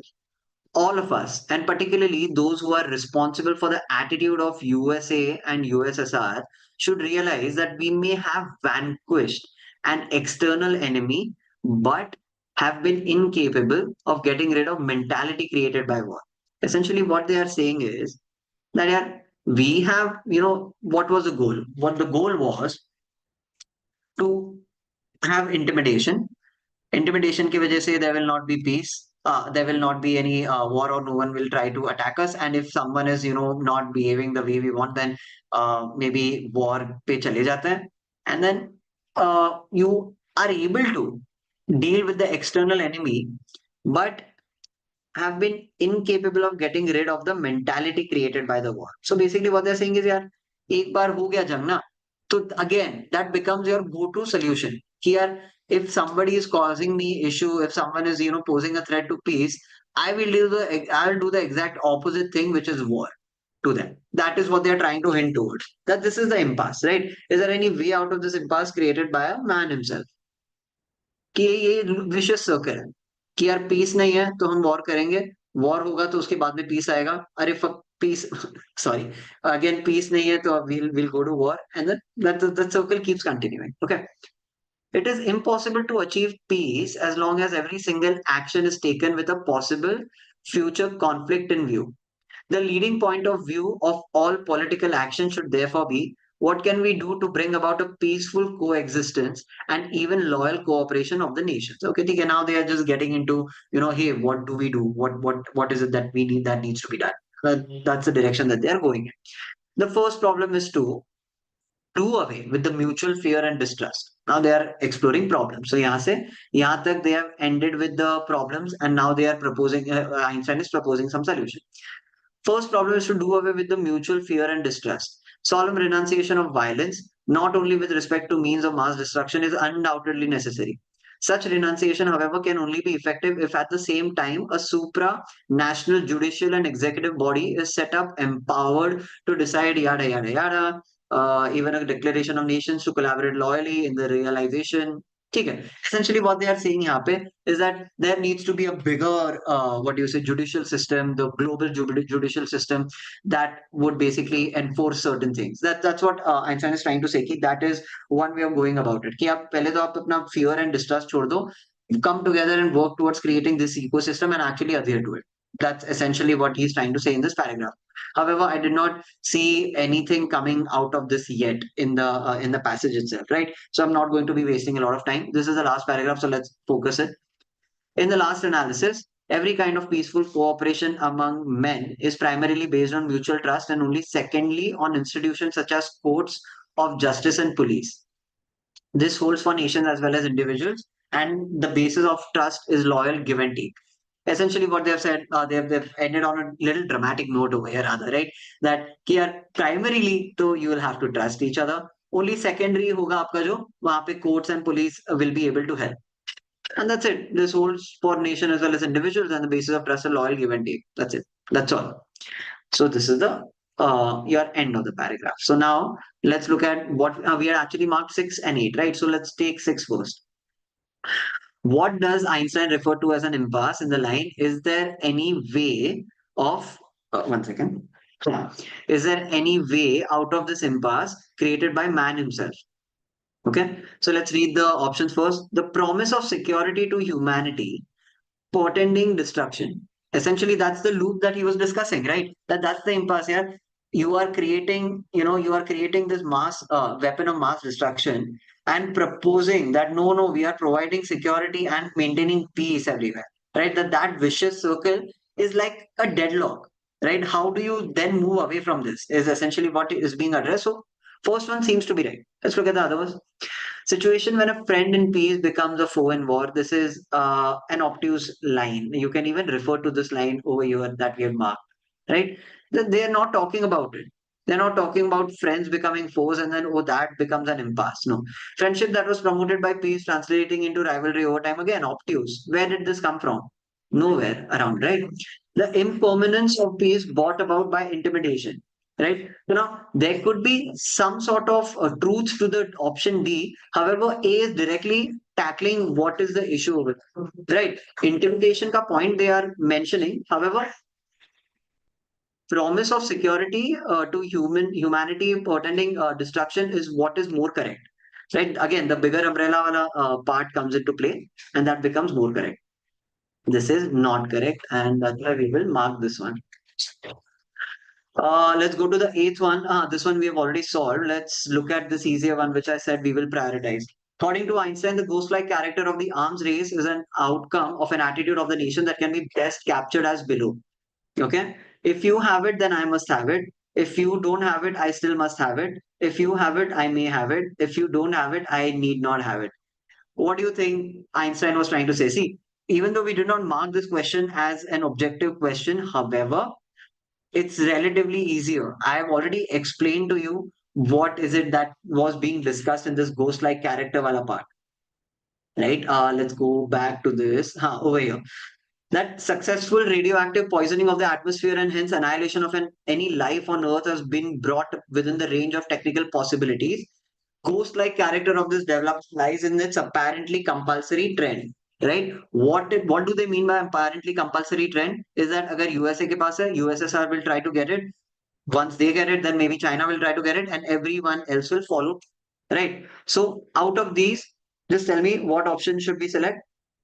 What makes most sense? I have gotten one answer. Correct. Essentially, yeah, I won't waste a lot of time on this. Essentially, it's A only. This could be solved with even selection, right? I need not necessarily have a very defined logic behind eliminating this, the other options. So that's why if you have it, then I must have it is the correct option. Relatively simpler. So again, even though I had not marked this question as an objective one, it was still relatively easier for me to get it right. Right. That should further validate your choice that I have prioritized this particular RC and maybe taken it as the second one. Right. So you know that you're doing something correct.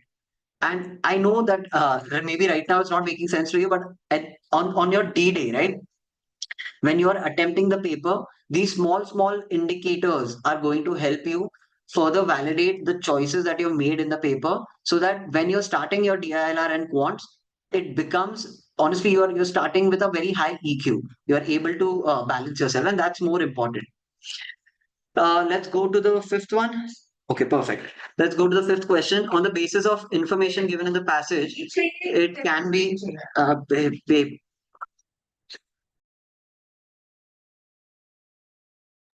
yeah. Okay. One second.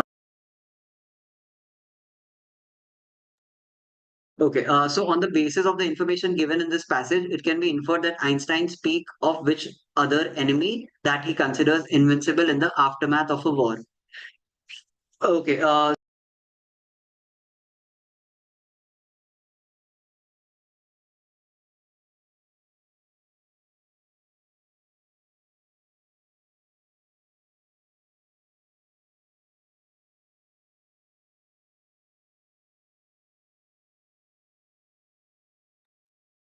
Okay. Yeah, aftermath of a war. On the basis of the information given, it can be inferred that Einstein speak of which of the other enemy that he considers invincible in the aftermath of a war. The inevitable possibility of a reigning military power. Okay, that is never honestly discussed in any part, right? So that gets eliminated. That military power taking over is never really discussed. The imminent belief of repeated confrontation thwarting peace. Now that is something that he was talking about, right? Here, this habit, right, of getting into the war, this aftermath of this, I think ये initial part में ही cover हो गया था. I'll just show it to you. This is the superiority of the military power, maximum intimidated security, atomic bomb.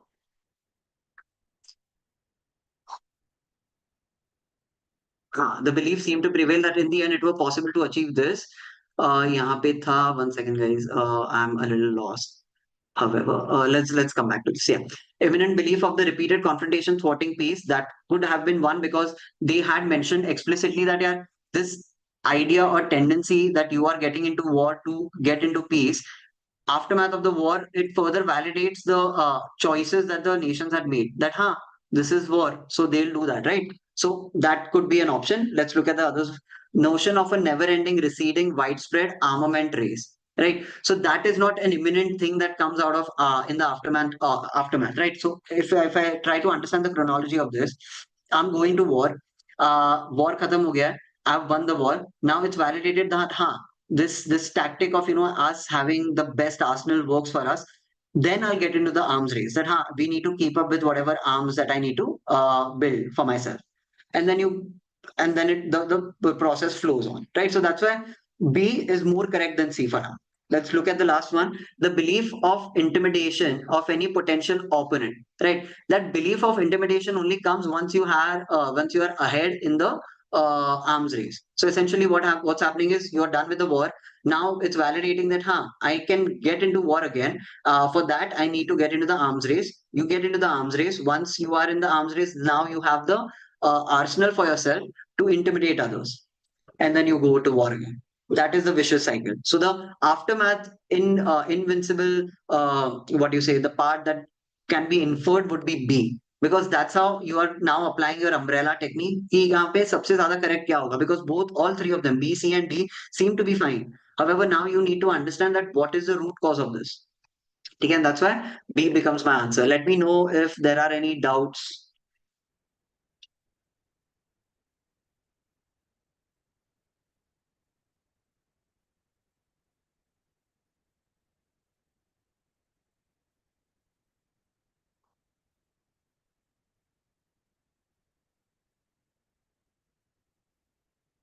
Any issues, any questions? Otherwise, we can move on to the next RC. Let me know. How many of you all got, at least three of this right? Because I can understand the fifth one can be a little tricky. However, the other three were relatively even simpler than the last RC, honestly.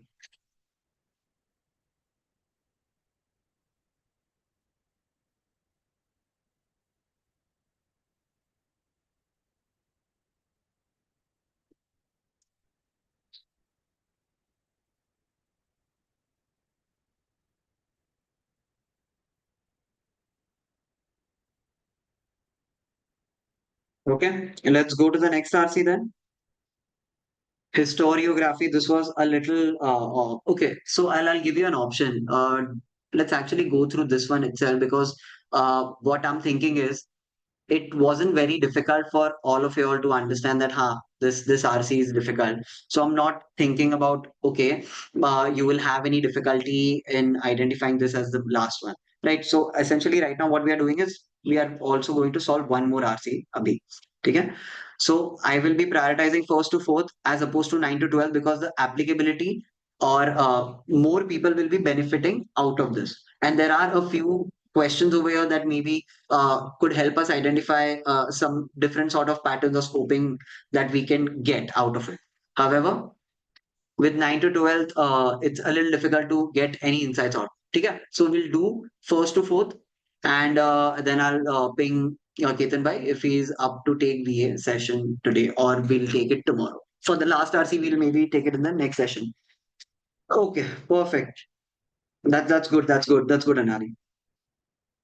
ठीक है. Let's start with this one. Historiography. So what is it?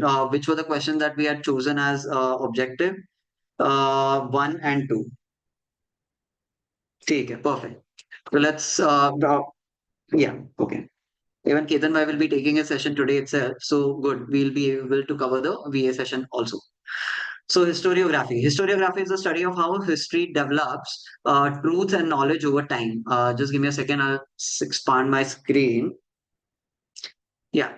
Knowledge of truth over knowledge of truth and knowledge over time. So basically, what one line also, but has a lot of information. Honestly, they're saying that history develops truth and knowledge over time. How does it translate into that? Okay. Structures of truth and knowledge are defined as historical methodology. This historiographer can identify the philosophical position of written historical material and determine what epistemology, theory of knowledge, with regards to its method, validity, scope, and distinction between justified belief and opinion. So basically, ये थोड़े उसके like what do you say constituent parts of what epistemology would entail, right? A historiographer क्या करेगा? That essentially they are trying to say is built into the into narrative position. Though each structure develops its own epistemology, without a shared notion of collective human experience, there would be no collective history to reflect upon. ठीक है ठीक है ठीक है first paragraph में only the only take away that you need to have is that historiographers what do they do and what exactly is the work यहाँ पे ठीक है वहां पे they are just trying to set a context about the role itself because this is something new that even I had not even come across even before reading this passage. Okay, let's get into the next one. Then they have spoken about Hegel. यहाँ से start होता है. Introduces a foundational structure of approaching history with original history, a representation of the events and experiences that an individual witnesses. Okay, it is record of what has happened, similar to a journal entry. So remember this. It is literally a record of something that had happened, like a journal entry. This does not include the ballads or legends of a culture, which is a separate category. Okay ठीक है balance और legends of the culture नहीं यहाँ पे cover होता है ठीक है दे आर बेसिकली सेइंग जो जैसा हुआ वो वैसा मैं लिखते गया कि हाँ आज एक बॉम्ब फूटा आज today there was an explosion XYZ people died this a region is being maybe captured that's you can think about original history as that absolute no muddling of facts original historians strive to record the exact events witnessed with lifelike descriptions.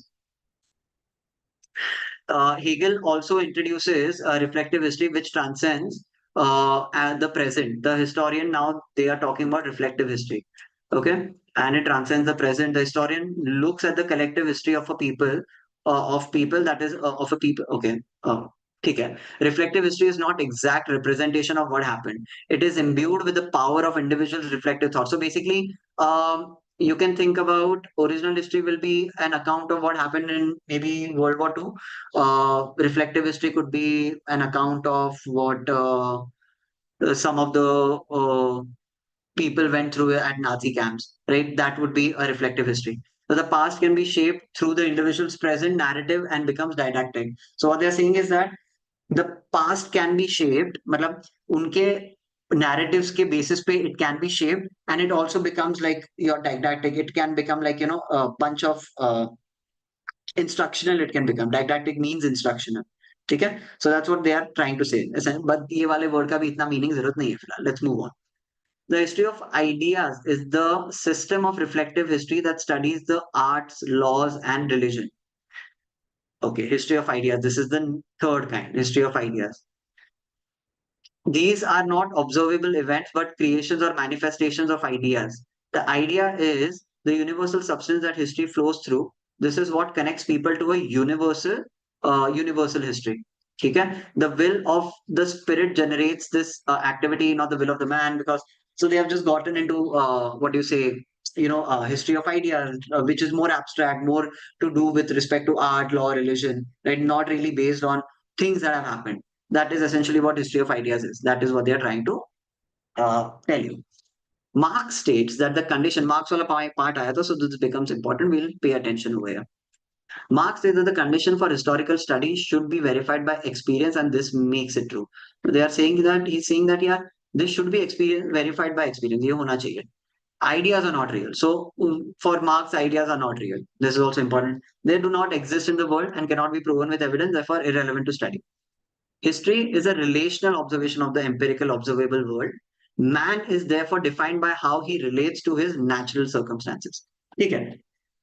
Stance the other part of this paragraph. What the most important part is that what is he saying, that history needs to be verified.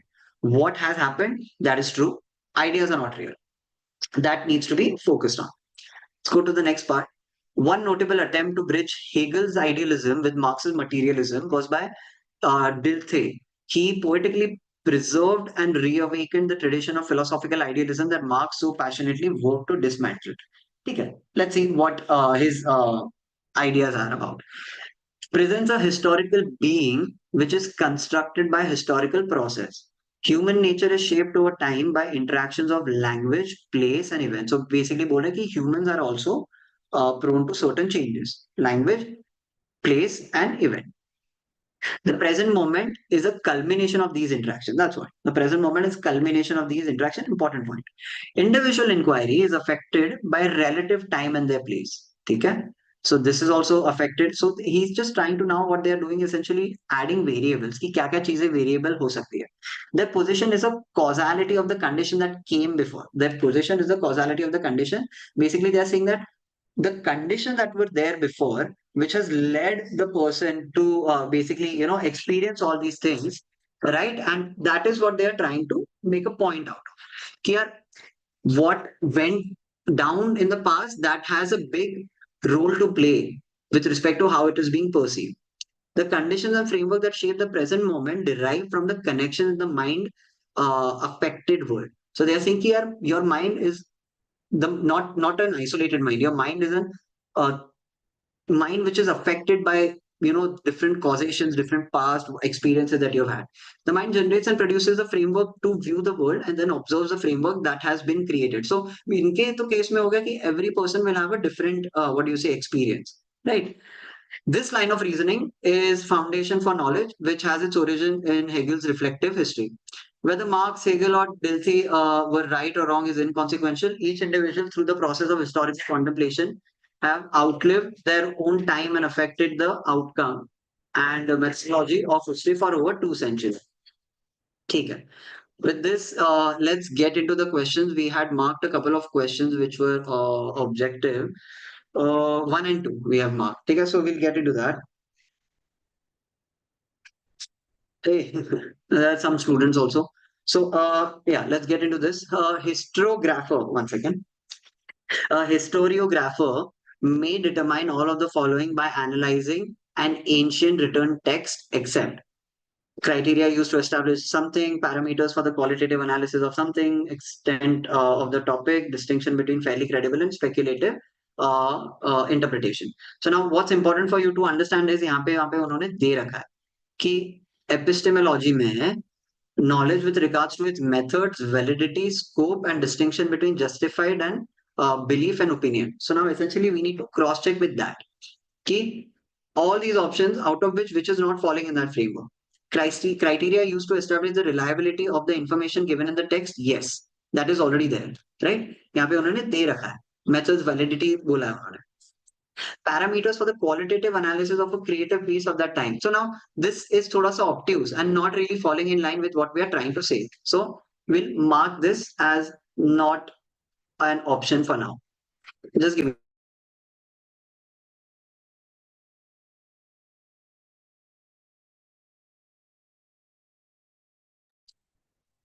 Yeah, I'm back. So the parameters, yeah. So second one is not really falling in any of the framework. Third one, देखते हैं extent of topics, subjects or themes covered in the written book. ठीक है, so यहाँ पे उन्होंने scope बोल रखा था पहले से ऊपर. So scope also falls in line.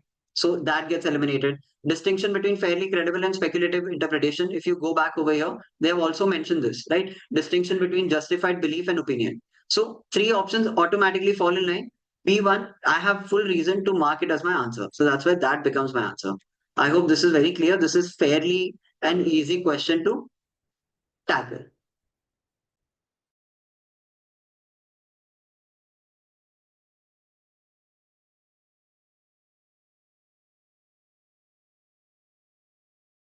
Guys, I won't be able to take the rest of the session. There is something going on in the house. I'll just pass it on to Ketan bhai. Sure, bhai, I'm here. Ketan bhai, if can you take over? Yeah. I'll just come a little later. Thank you so कोई much. Load नहीं, कोई load नहीं. You take care, man. You take care.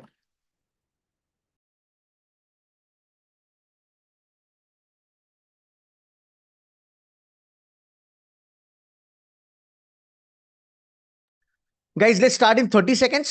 Only 30 seconds. Be there, and I'll take care of the verbal ability and the whole strategy of the paper. Attempt कितना होना चाहिए था, वगैरह वगैरह वगैरह. Give me 30 seconds. I'm just fixing my pen tab.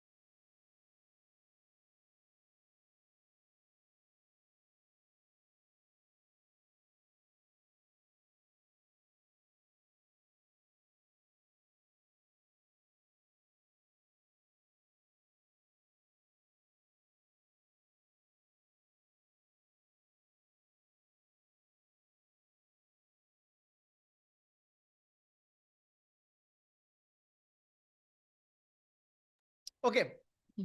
चलो, कैसा रहा ओवरऑल? हाय.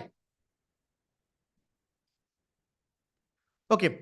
चलो, अच्छा हुआ मैं था वहां पे. I was just having my snacks by the way. ठीक है. पेन कहाँ गया, पेन कहाँ गया? हाँ. चलो, how was the session overall? I hope Manoj sir ने काफी चीजें अच्छी कवर करी है. मैं खुद देख रहा था. So I hope it was helpful. मैं अभी आपके चैट बॉक्स देख रहा हूँ फटाफट से. एक बार मुझे बता देना कैसा रहा. And also what I want you guys to tell me before I move ahead with the session. यहाँ से लेके आगे सेशन आप देखो और मजेदार होगा. मनोज सर ने तो बहुत बढ़िया करा है. What I want you to tell me is my health is good now. Yesterday was a bad day, but I'm feeling good now. Thank you so much for that. पहली बात, कितने बच्चों को लगता है कि ये जो पेपर था ये कैट 2023 एट पार था? एट पार के लिए एपी टाइप करो, अबव के लिए ए टाइप करो, बिलो के लिए बी टाइप करो, और बस मेरे साथ अभी बैठ जाओ. आप सिद्धू सी हो, नॉन सिद्धू सी हो, आप बस बैठ जाओ. अभी आपको मजा आएगा इस सेशन में. फटाफट से बस मुझे बता देना कि आपको ये कैट 2023 के कंपैरिजन में कैसे लगा.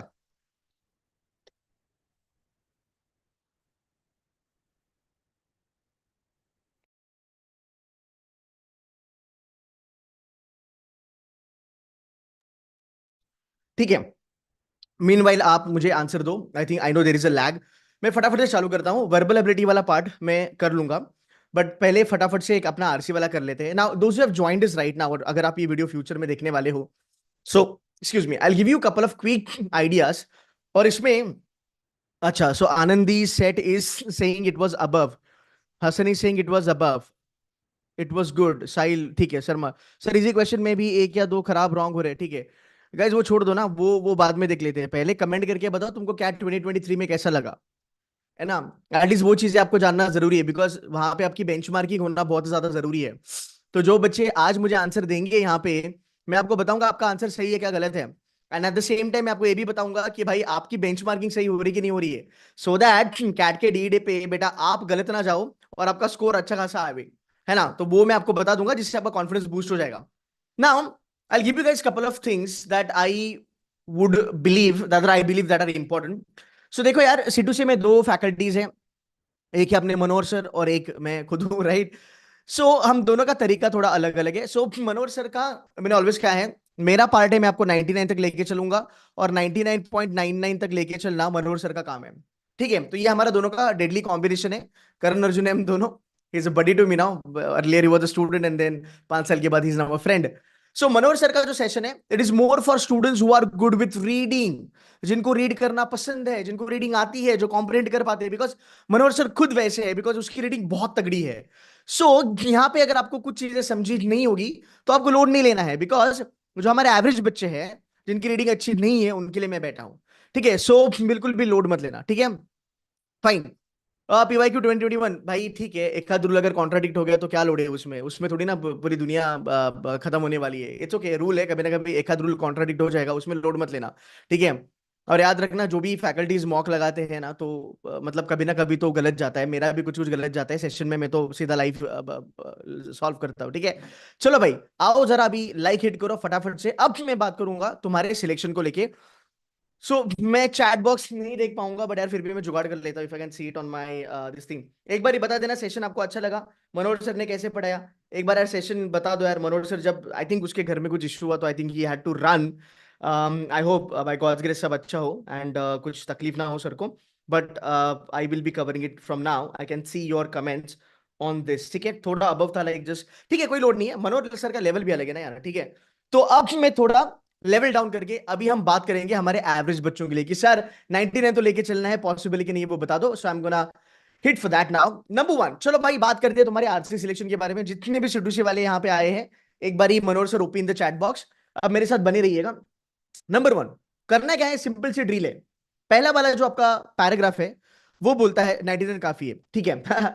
हिस्टोरीग्राफी is the study of how history develops truth and knowledge over the time. If you are a C2C kid, you should know it is going to have a single main idea, no doubt about that.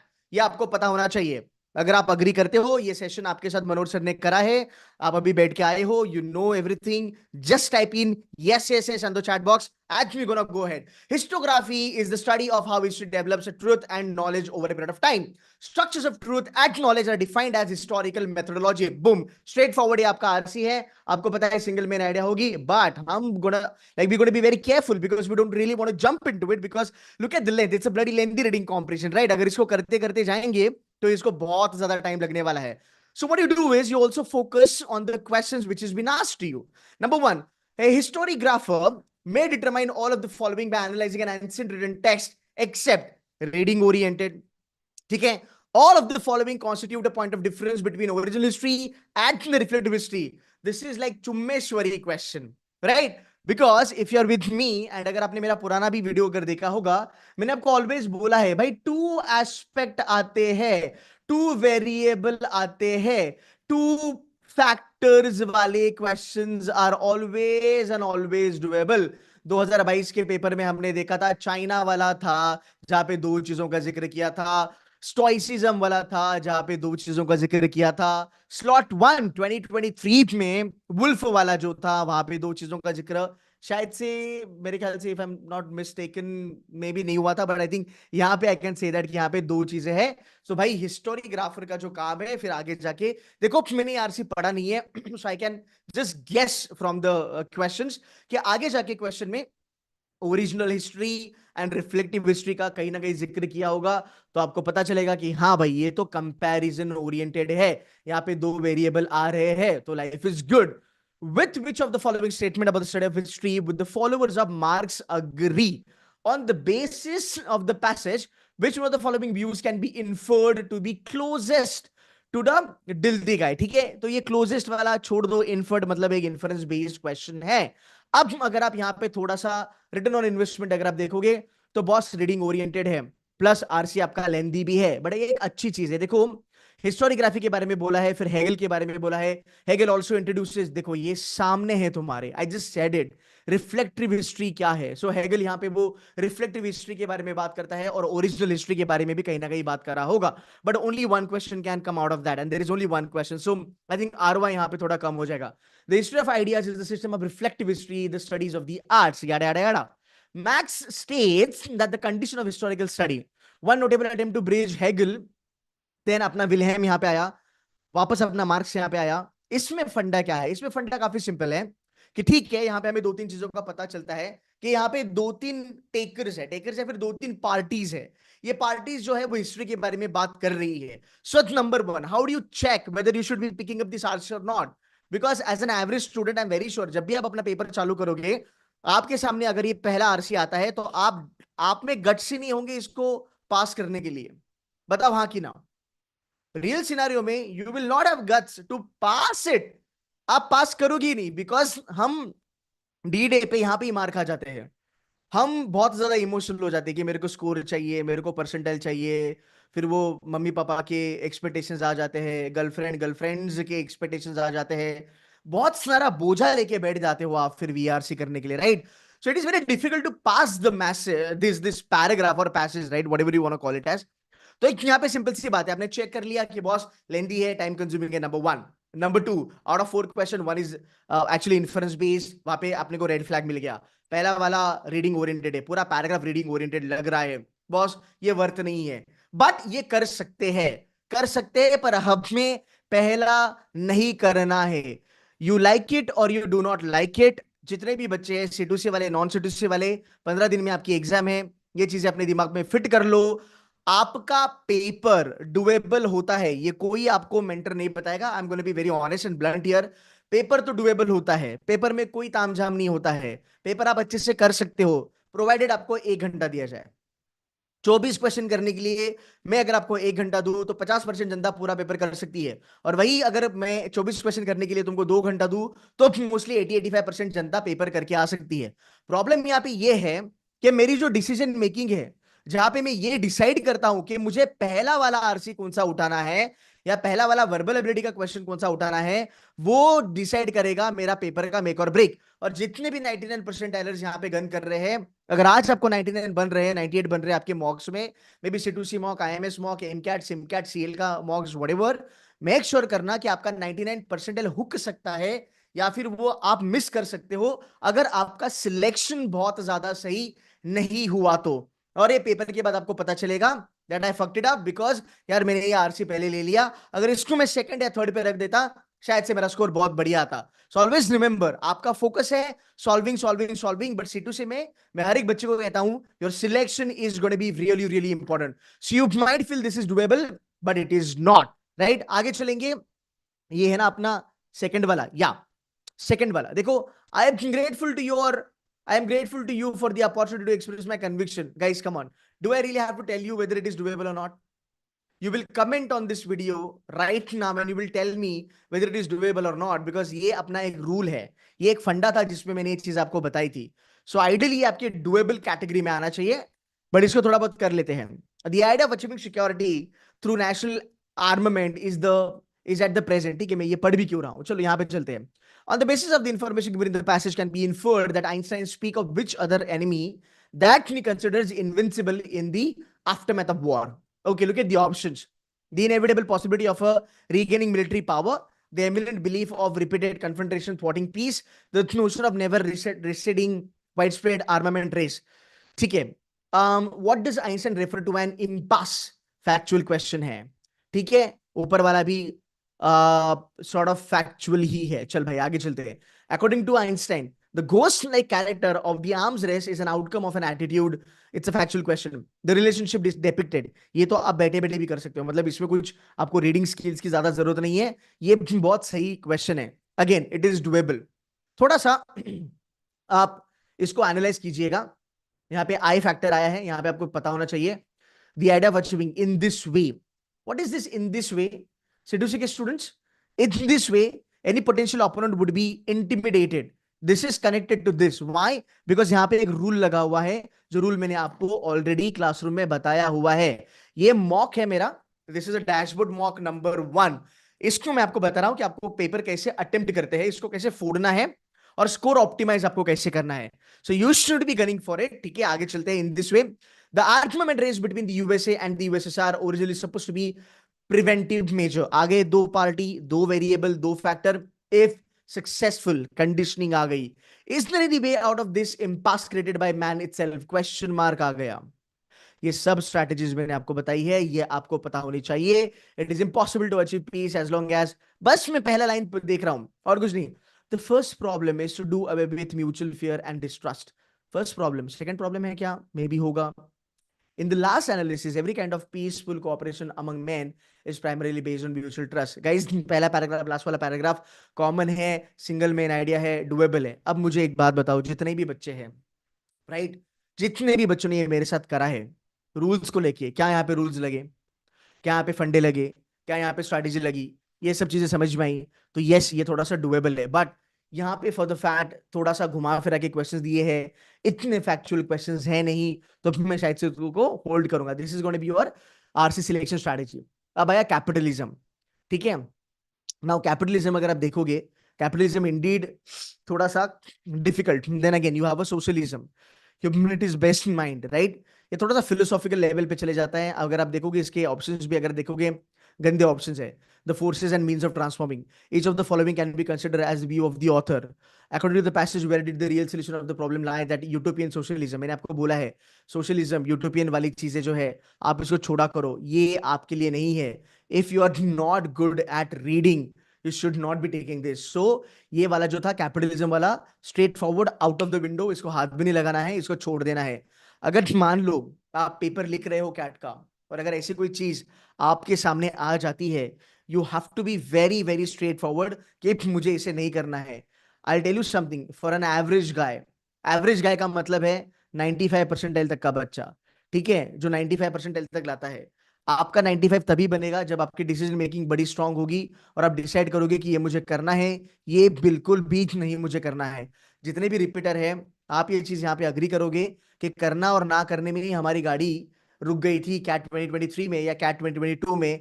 यही वो चीजें होती है जो matter करती है कि आपका कैट निकलेगा या आपका कैट नहीं निकलेगा. So you need to be very very careful. और अपने मॉक्स में भी ये देखा होगा कि ये करना है या नहीं करना है. इसमें मॉक पूरा का पूरा खराब हो गया. मॉक के बाद पता चलता है कि मॉक में कर सकता था, बट तब तक बहुत ज्यादा डिले हो गया था.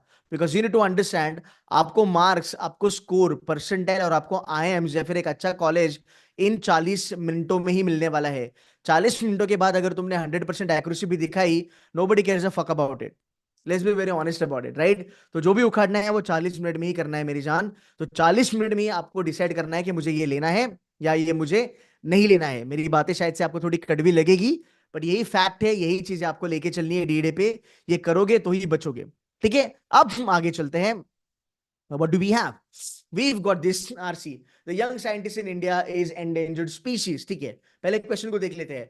The fundamental flaw with the Indian scientific system is that, you know what? अगर आप इसको पहले क्वेश्चन देख लेते हैं फिर ऑप्शन देखते हैं. The fundamental flaw with the Indian scientific system is that nobody cares for scientific development anymore. The mindset of the scientist today is essentially that of a bonded laborer. The feudal system is still prevalent in certain parts of the country. The individual values himself above the institution. This is so damn easy. The fundamental flaw with the Indian scientific system, ये तो universal है, nobody cares. आपका ये extreme हो गया. The mindset of the scientist today is essentially that of a bonded laborer. ये थोड़ा सा डीमीनिंग वाला है, ये हो गया. तुम्हारा आंसर इन दोनों में से निकलेगा फॉर श्योर. अगर एक मनोहर सर ने कराया होगा आपको, एक बार ही बता देना कि आंसर सी में था या आंसर डी में था, राइट. ये एक बार ही बता देना. बट देखो ये चीजें सिंपल है, आप उड़ा सकते हो इसको. The individual values whatever, the government makes an exception in the case of science because of the very nature of administration supporting science, modern trends, science cannot work at all. ठीक है. The author suggests that the power with a senior scientist exercises over his junior is due to da da da da da da. ठीक है. Neo feudalism extreme होता है थोड़ा. New feudalism के बारे में अगर मैं बात करूं तो ये भी तुम्हारा क्या है, ये भी तुम्हारा फैक्चुअल क्वेश्चन है. अब मैं आरसी पे थोड़ा चलता हूं. आरसी किस ढंग में लिखा गया है? The young scientist in India is endangered species, right. नीचे चलो. The price often is sharing of credit. A worthwhile research paper or a project or originating from a humble scientist, same है. The power of senior scientist, ऊपर क्या बोला है? Young scientist. नीचे बोलता है senior scientist. थर्ड पैराग्राफ बोलता है fortunately for the scientist. फिर बोलता है it is an irony that in today's world feudalism, एक नया चीज आया. अगला वाला paragraph, if we define professionalism as the realization that an institution, फिर आया under these circumstances. पहला वाला पैराग्राफ, लास्ट वाला पैराग्राफ सेम चीज के बारे में बात करता है. पैराग्राफ फैक्चुअल है, पैराग्राफ अंडरस्टैंडेबल है, रीडिंग ओरिएंटेड है. अब अगर मैं आपको क्विकली एक कंपैरिजन बताऊं तो आप ये देखोगे. I have got this PPT for you guys. I am quickly gonna open this and I am gonna share this with you. जहां तक अपने आरसी का सवाल है, I hope so far so good, चीजें समझ में आ रही होगी. So now if you look at this, right, ये पूरा एनालिसिस है मेरा. अगर यहाँ पे हम देखते हैं आपके रीडिंग कॉम्प्रिहेंशन में क्या सीन होता है, रीडिंग कॉम्प्रिहेंशन में अगर आप यहाँ पे देखोगे, this is what I will be, this is going to be my final take. So अगर मैं बात करूं रीडिंग कॉम्प्रिहेंशन के बारे में, RC1 rather scientist वाला RC doable. See, I don't want to tag it as an easy RC because easy depend करता है person to person. I would say doable का मतलब है scoring, something that you must have picked up when you started your RC cracking, right? RC number 4 pickup करना ही करना था, there is no doubt about it. RC number 2 pickup करना ही करना था, अगर टाइम बचा, जान बची, तो RC नंबर 2 करना था. अब अगर आप C2C के बच्चे हो या फिर अगर आप नॉन C2C हो, there is a beautiful concept जो मैंने बताया है, और ये हर एक 99 परसेंटाइल यूज करता है जिसकी रीडिंग अच्छी नहीं है, right? There is something called as rule of relativity. Rule of relativity के अंदर अगर आप जेन्युइनली दिमाग लगाओगे, आप ये देखोगे, the most difficult was capitalism, followed by histogram, followed by arm race. In the end, you had scientist ka paragraph. So scientist RC was actually doable than any of these three reading comprehension. So if you are an average student, really want to do a lot of stuff from verbal ability, but not very much keen on reading comprehension, ज्यादा reading और comprehension नहीं कर सकते हैं, आपने बस एक question करना था, इसके ऊपर जान लगानी थी, फिर इधर 20 मिनट दो, 15 मिनट दो, 10 मिनट में तो नहीं हो पाएगा, या फिर 25 मिनट दो. एक RC अगर आप करते, आपका यहाँ पे RC अच्छा खासा निकल जाता. एक बार बस बता देना इफ यू अग्री और you don't agree. A for agree, D for disagree, right? Now, if you're a 99 percentiler, if you're a 99 percentiler, you might want to take arm race first because you don't want to spend a lot of time on selecting the RC because you are good at reading. तो मैं always example देता हूं class में भी. एक ऐसा बंदा जिसके पास बहुत ज्यादा पैसा है, वो जब भी मॉल में एंटर करता है, वो ये नहीं देखेगा कि इसकी प्राइसिंग कितनी है, वो बाय करते जाएगा, करते जाएगा, करते जाएगा, करते जाएगा. सिंपल सी बात है. और एक बंदा जिसका बजट काफी टाइट है, वो क्या करेगा, वो आगे जाएगा, वो पहला देखेगा कि बॉस क्या प्राइस है, दूसरा देखेगा क्या प्राइस है, तीसरा देखेगा क्या प्राइस है, चौथा देखेगा क्या प्राइस है, कंपैरेटिव एनालिसिस करेगा, बाद में जाके अपनी बाइंग करेगा. So अगर आप 99th percentile हो, you might be tempted to take arms race, but your confidence and your emotional quotient would have been really higher अगर आप साइंटिस्ट वाला RC पहले लेते. Because there is no rule of run rate.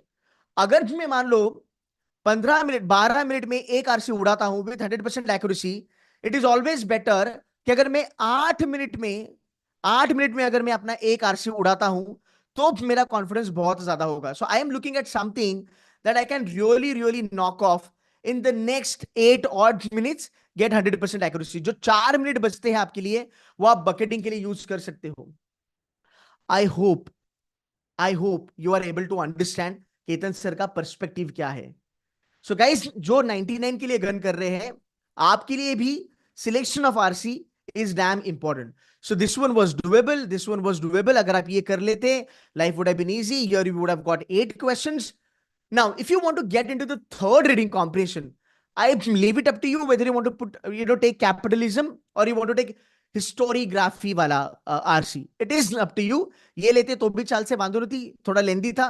Capitalism वाला इतना लेंदी नहीं था. But this is the choice that you have, right? Again, now let's raise the bar and let's talk about people scoring above 99.80.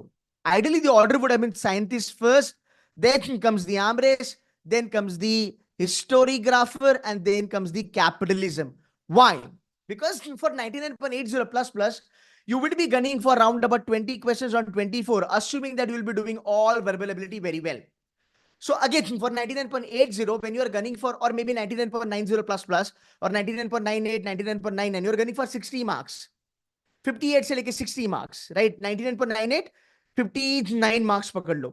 So definitely 20 question हमारे सही आने चाहिए. तो आप 22, 23, 24 लगाओगे with the accuracy of let's say around about 90%, right? So यहाँ पे I would say capitalism को एंड में लेना सही होगा, because आपके वो 20 क्वेश्चन जो है, हिस्टोरीग्राफ, आर्म रेस, साइंटिस्ट, ये जो आपके 12 क्वेश्चन है RC के, प्लस आपका verbal ability equals to 20. This 20 question could have given you more accuracy in less time. This is a concept of run rate. And when you add in the end the capitalism, which is anyway a badass RC in this, अगर ये time consuming भी होता तो भी load नहीं होता. But अगर आप कैपिटल वाला पहला ले लेते हो तो शायद से आप स्टक हो जाओगे. But again I leave that up to you because there are certain folks they say that I'm good at understanding philosophy, this capitalism and all that stuff, so I can do that very well. So I leave that up to you. समझ में आया?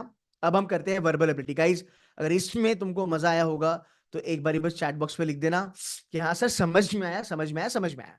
ठीक है, चलो भाई, अब हम चालू करते हैं तुम्हारा मेन काम, which is nothing but parajumble. Okay, how many of you have done this parajumble actually in the mock? Yes, no, yes, no, on the chat box. Don't mind my थोड़ा सा रिदम और या फिर DJ वाला music. I am down with cold, तो वहां पे मुझे तकलीफ हो रही है, right? So don't mind that. But हाँ, एक बारी बस मुझे बता देना, how many of you have attempted this question? कितने लोग ये क्वेश्चन करके आए थे? कितने लोगों ने ये मॉक लगाया था?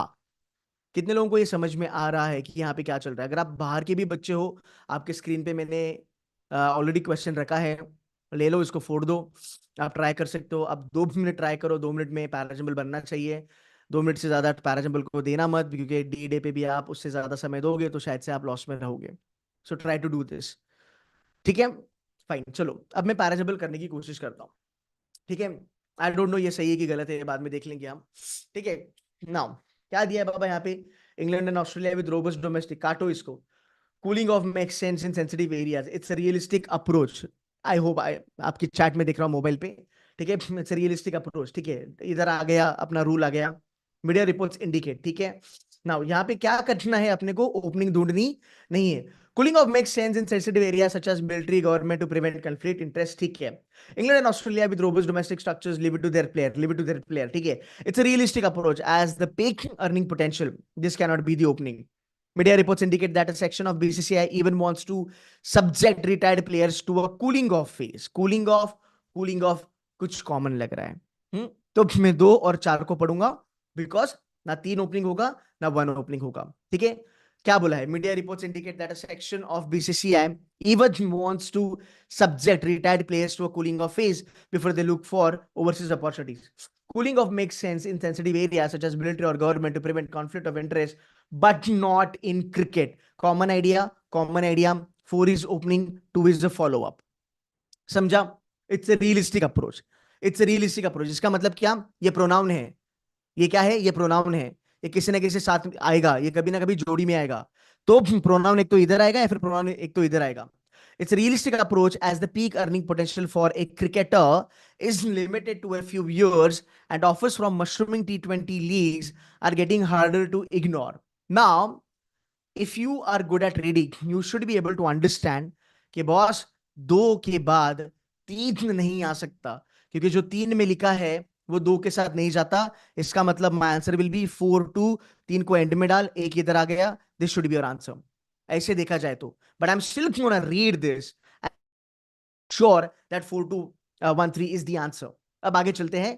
ये 4 बोला, ये 2 बोला, रूल ऑफ कॉन्ट्रास्ट यहाँ पे लग गया, बात खत्म. आगे चलते हैं. England and Australia with robust domestic structures leave it to their players to find the balance between lucrative club contracts and national duty. So इसके बाद ये बोलता है कि बॉस, इंग्लैंड और ऑस्ट्रेलिया क्या बोलते हैं? बीसीसीआई बोलते हैं कि कूलिंग ऑफ जरूरी है. इंग्लैंड और ऑस्ट्रेलिया बोलते हैं कि प्लेयर अपना अपना देख लेगा. मतलब आइडिया में चेंज हो चुका है. एंड देन 3 में आप बोलोगे it's realistic approach. Which approach? जो यहाँ पे मेंशन करा है. So answer is gonna be 4-2-1-3, bang on. It was a simple parajumble. इसमें कोई भी तकलीफ नहीं आनी चाहिए. से yes or no on the chat box फटाफट. अगर ये समझ में आया होगा तो से yes or no on the chat box फटाफट. 4-2-1-3, दिस वाज सिंपल. ये स्ट्रेट फॉरवर्ड था. इसमें कोई टाइम कंजम्पशन नहीं चाहिए था. जितना टाइम इसके ऊपर स्पेंड करोगे उतना आंसर्स गलत आएंगे, राइट? बट अच्छा था, सिंपल था. कूलिंग ऑफ था, यहाँ पे कूलिंग ऑफ था, चेंज ऑफ आइडिया एक में आया, यहाँ पे एक प्रोनाउन आ गया, डन एंड डस्टेड. ठीक है, विल मूव अहेड. नंबर 2, मैं सब चीजें करने की कोशिश नहीं करूंगा. जो जो मुझे सही लगता है ना, थोड़ा बहुत मैं आपको झलक दिखा दूंगा कि आपका वर्बेलिटी कैसे आया था और ये वर्बेलिटी क्या 2023 के एक्चुअल लेवल पे आया था. ट्रस्ट मी, ये मॉक मैंने कभी नहीं करा था. ये मैंने मनोहर सर को भेजा था. अभी हम इसको बैठ के इसको एनालाइज कर रहे हैं. हम ये बोल के मार्केटिंग नहीं करना चाहते कि it is at par with CAT. It is definitely at par with CAT. जो अच्छे बच्चे देते हैं उनको ये चीजें पता चलेगी। फाइन, आगे चलते हैं। सो यहाँ पे अगर आप करोगे मेरे साथ, अप्रोच कैसा होगा? एक्चुअलीज, the new areas include, the new areas include, the new areas include. Guys, आपको लगता है ये ओपनिंग होगा? कतई नहीं, कतई नहीं, ये ओपनिंग होगा ही नहीं। न्यू एरियाज इंक्लूड का मतलब क्या है? नई चीजें क्या है? तो भाई नई चीजें अगर बोलता है न्यू एरियाज इंक्लूड, इसके पहले कुछ तो रेफरेंस आएगा, या पहले कुछ तो बात हुई होगी, उसके बाद ही ये बोलेगा the new areas include. Common sense है। तो this can not be the opening, तो दो तो ओपनिंग ही नहीं हो सकता।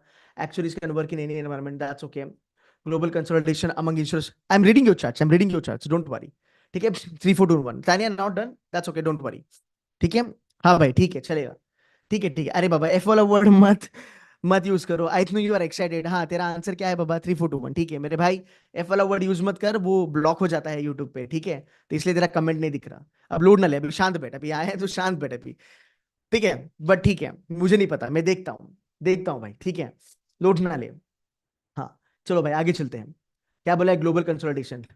ठीक है, एक्चुअरीज, एक्चुअरीज इतना तो मैं बोल सकता हूँ, 4 में से 2 सेंटेंसेस मेरे एक्चुअरीज के हैं, मतलब एक्चुअरीज पे कुछ तो बात हुआ होगा। अब देखो यहाँ पे ना थोड़ा बहुत मुझे फायदा होगा, बिकॉज आई नो एक्चुअली क्या होता है, I know finance. So may be ये थोड़ा सब्जेक्टिव होगा, कि जो बच्चों को आता है उसके लिए बहुत ज्यादा इजी हो जाएगा, पर इसको ट्राई करते हैं। ठीक है, global consolidation among insurance companies is reducing opportunities for actuaries. Actuaries are hence, oh hence. ठीक है, तो ये नंबर 4, ये अपना क्लोजिंग होगा। तो इसमें ये नहीं होगा, ये नहीं होगा। Actuaries can work in any environment that involves managing long-term liability, as the very business of life insurance is investing funds for the long term. Okay, what can be the opening? यहाँ पे फटाफट comment करके बता दीजिएगा। Global consolidation among insurance companies is reducing opportunities for actuaries. Great, this is an opening. Guys, समझा opening क्यों है आपको? आपको ओपनिंग समझा क्यों है? यहाँ पे ओपनिंग नहीं आ सकता, ये ओपनिंग नहीं आ सकता, ये ओपनिंग नहीं आ सकता। एक में और 3 में डाउट है, but 3 is right sentence, because 3 हमें मेन आइडिया देता है। राइट, 3 हमें मेन आइडिया देता है। 3 बोल रहा है global consultation among insurance companies is reducing opportunities for actuaries. Great. अब देखो यहाँ पे क्या बोला है, actuaries are hence looking for pastures outside the realm of life insurance. अब यहाँ पे ना पंगे होने वाले हैं, बिकॉज एक्चुअरीज आर हेंस। अगर आपने पैराजंबल की वीडियो देखी है और एक्सेप्शन अगर आपने देखे हैं, यहां पे आप थोड़े बहुत दिमाग लगाओगे तो आपको पता चलेगा इन दोनों का जोड़ी बना है। इस चीज की वजह से ये सेंटेंस आया है। There is something called as cause and effect, there is something called as cause and effect, and it's a beautiful parajumble. ये पक्का ले डूबता तुमको, अगर एक्चुअल कैट पेपर में आता, ये पक्का ले डूबता तुमको। कमेंट करके बताना yes or no on the chat box. So बस 3 और 4 का तो जोड़ी लग गया, क्योंकि अपॉर्चुनिटीज रिड्यूस हो रही है। ये लोग कुछ बाहर की दुनिया में चीजें भी देख रहे हैं। राइट नाउ, अब यहां पे मैं देखूंगा कि सीन क्या है। So they are looking for something outside of life insurance. Actuaries are basically connected to insurance only. Actuaries can work in any environment that involves da da da da da da. They can work in any environment that involves yada yada yada. The new areas include general oh, that's good. So they are looking something outside of life insurance, and that's where, जैसे मैंने ये चालू किया था parajumble, मैंने आपको बोला था इट इंक्लूड्स, मतलब इसके पहले कुछ ना कुछ रेफरेंस आया होगा। ये सेंटेंस डायरेक्टली नहीं आएगा, तो 4 के बाद 3 का जोड़ी लगेगा, रादर 4 के बाद 2 का जोड़ी लगेगा। तो 3 4 2 1, this should be the answer, this should be 3 4 2 1। How many of you got it correct? Please tell me. Sahil बोलता है 3142। साहिल 3142 कैसे आएगा? 3142 कैसे आएगा? बिकॉज तूने, हाँ, तो तेरा 4 और 2 का जोड़ी लग गया, तेरा 3 का जोड़ी लग गया, पर तूने प्लेसिंग में गलती की। हाँ,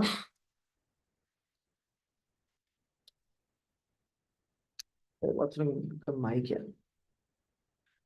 हाँ, तूने आई थिंक प्लेसिंग में गलती की। Let me check what's wrong with my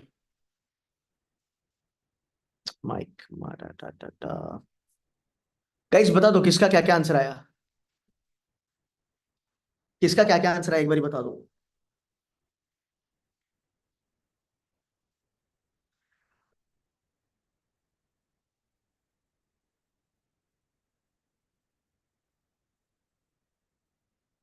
चलो अभी मार्क चल रहा है, ठीक है, लेट्स डू दिस। ठीक है, फेयर इनफ। नाउ देखो प्लेसमेंट कैसे गलत हो गया। Sorry, one second.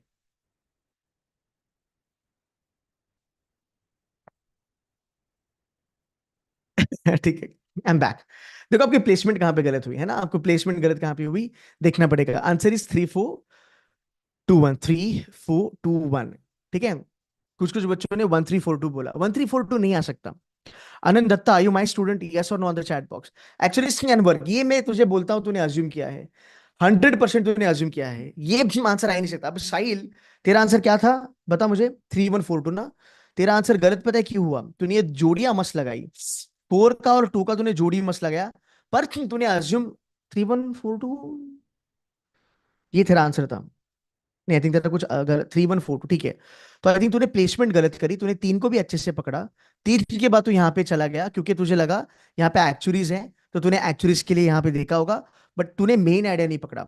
Main idea क्या है, रिड्यूसिंग अपॉर्चुनिटीज। अपॉर्चुनिटीज कम हो रही है, इसलिए बाकी चीजों को हम देख रहे हैं। फॉर एग्जाम्पल, अगर किसी को कैश नहीं हो रहा है, तो वो बाकी की अपॉर्चुनिटीज देखेगा, जैसे स्नैप देखेगा, वैसे जैड देखेगा, वगैरह वगैरह वगैरह। तुम समझ रहे हो। बट मैं 3 सीधा एक नहीं ले सकता, actually work in any environment, आप वो नहीं करोगे। आपने ये सोचा होगा कि चलो भाई मैं 3 कर रहा हूं, है ना, मैंने बोला कि रिड्यूसिंग अपॉर्चुनिटीज फॉर एक्चुअलीज, तो ये इस जगह पे काम कर सकते हैं। चल ठीक है, मैंने ये भी मान लिया कि तूने 3 और 1 का जोड़ी लगा लिया, फाइन। बट जब तू ये देखेगा ना कि भाई 2 कहां पे आएगा, सो 2 का इसके साथ जोड़ी लगेगा ही नहीं। तू अगर यहाँ पे बोलता है 3 में 4 और 2 लगा दूंगा, 1 और 4 का जोड़ी लगेगा ही नहीं। तो समझ रहा है, do you remember the rule कि भाई A has to connected with B, B has to be with C, C has to go with D, that's A B C D, right. ये वाला रूल मैंने आपको ऑलरेडी बताया है। तो 3 में क्या बोला है, एक्चुअल एक्चुअली वाले जो लोग हैं उनके लिए एवेन्यूज कम है, इसीलिए वो लोग अभी क्या कर रहे हैं भाई, नंबर 4 पे आए कि अभी वो लाइफ इंश्योरेंस के बाहर भी अपॉर्चुनिटीज देख रहे हैं। फिर न्यू अपॉर्चुनिटीज में क्या क्या इंक्लूड किया जाता है, एंड देन लास्ट में आएगा आपका 1, so that's going to be 3 4 2 1। Guys are you with me. Simple थे यार दोनों भी पैरा सिंपल, सिंपल थे दोनों भी पैरा सिंपल, इसमें कुछ लोड नहीं था, आराम से कर सकते थे। ये पैरा समरी है, तो उसको थोड़ा बाजू में बाहर में बाद में लेता हूं मैं, ठीक है। रुक जाओ, इसको देखते हैं। ये मैंने देखा था, पहले भी मैंने इसको देखा था, पीपीटी में जब मुझे एनालिसिस करना था इसको मैंने देखा था, मुझे ये सिंपल लगा। मैं आपको बताता हूँ ये मुझे सिंपल क्यों लगा। अगर आपको पढ़ना है सर, ये लास्ट में जब पैरा देन क्लिक्ड, ठीक है कोई बात नहीं। अगर तू कैट में ऐसा गलती नहीं करेगा तो ना आई एम हैप्पी। बट जितने भी बाहर वाले बच्चे, जरा यार एक बार लाइक कर दो यार, हाँ जरा एक बार लाइक कर दो सेशन को, ठीक है। फिर मैं पैरा कंप्लीशन पे आपको लेके चलता हूँ। क्या क्या है जरा एक बार देखने दो। पब्लिक पब्लिक, अरे बहुत मस्त है ये, बहुत सेक्सी क्वेश्चन लगा मेरे को। इसको कर दे, देखो ये ऑड वन आउट है, और भाई ये बेस्ट क्वेश्चन लगा मेरे को। इसमें ना आपके रूल मक्खन के जैसे काम करेंगे। देखो ये सिटूसी वालों को समझेगा, नॉन सिटूसी वालों को नहीं समझेगा, ठीक है। Without it can't be odd one out, this hold, owing to lack of transparency, okay, this implies can not be odd one out, public trust it needs to be remembered. Odd one out का rule लगा रहा हूं मैं, हाँ, odd one out का rule लगा रहा हूं मैं, ठीक है। विदाउट इट कनेक्टेड है, विदाउट दिस इज कनेक्टेड है, owing to lack of transparency and accountability, ये बीच में से आया है, हाँ। ये ओपनिंग नहीं हो सकता, या फिर ये मेन चीज नहीं बताएगा, कॉन्टेक्स्ट नहीं बताएगा, है ना, क्रक्स नहीं बताएगा, मेन आइडिया नहीं बताएगा। This implies accountability to the public, this is the only way we can create hope. What is it, simple सी बात है ना, ये आपका आइडिया दे रहा है ना, ये दे रहा है ना, ये दे रहा है ना, ये दे रहा है ना, ये दे रहा, क्योंकि यहाँ पे रूल लगे हुए हैं। तो भाई 5 नंबर का सेंटेंस इज द माई बाप, 5 नंबर का सेंटेंस इज द माई बाप, तो उसको पढ़ो और फिर आपको मजा आएगा। Public trust it needs to be remembered is the single most important asset of the philanthropic community. Simple सी बात है, this is my main idea. भाई आई होप सिटू सी वाले इसको पैरा जंबल के जैसा सॉल्व नहीं करोगे, सॉल्व करोगे तो दिमाग खराब हो जाएगा। बस मेन आइडिया पे खेलेंगे। Public trust it needs to be remembered is the single most important asset of the philanthropic community. मेरे पास 2 डीपीज आए हैं यहाँ पे, नाउ कनेक्ट करने की कोशिश करते हैं फटाफट से। This implies accountability to the public and to the charitable intent of the donor. So number 4, this is the only way we can create hope for the large majority of our poor. ठीक है, public trust it needs to be remembered is the single most important asset of the philanthropic community. And number two, this is the only way. Extreme है, right? और वो 5 के साथ connect नहीं करेगा. Again, you remember मैंने क्या बोला था? ऑड वन आउट क्या होता है? It is connected, it is related. बहुत सारे फैकल्टी ऑड वन आउट को गलत पढ़ाते हैं, राइट? ऑड वन आउट मतलब आउट ऑफ द कॉन्टेक्स्ट नहीं होता.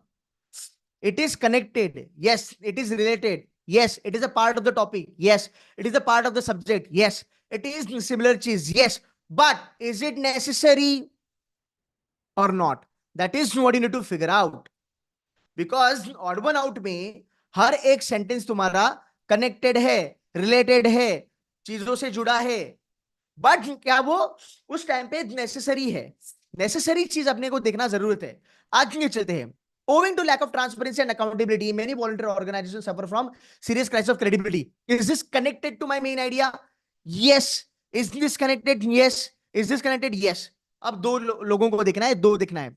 Without it, donors will not give and volunteers will not get involved. Without it, मतलब क्या? डीपी लगा है. Without what?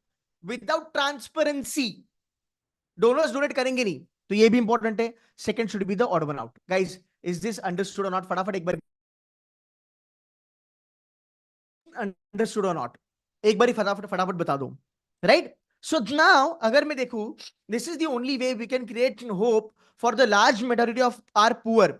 जरूरत नहीं है ये चीज यहां पे लिखने की. अगर ये मेरे पैराग्राफ में नहीं भी होता है तो भी चाल से बांधो नहीं. राइट? अगर मैं पैराग्राफ करने जाऊं तो ये गलत जाएगा. बिकॉज ऑलरेडी 5 सेंटेंस है. 5 सेंटेंस को मैं लाइन से लगाऊंगा, फिर एंड वाले सेंटेंस को मैं बोलूंगा ये ऑड वन आउट है. भाई ये तो नहीं होने से रहा. ये कैट के दिन पे तो नहीं होगा. Absolutely wrong approach. बट मैं इतना समझने की कोशिश करता हूं कि क्या ये सेंटेंस यहाँ पे जरूरी है. अगर मैं इसको नहीं रखता हूं तो क्या मेरा पैराग्राफ पूरा होगा? क्या मेरे पैराग्राफ को मीनिंग, अर्थ, वैल्यू आएगा? और डेफिनेटली आएगा. देखो इसको तो तुम निकाल ही नहीं सकते, बिकॉज ये और ट्रांसपेरेंसी कनेक्टेड है.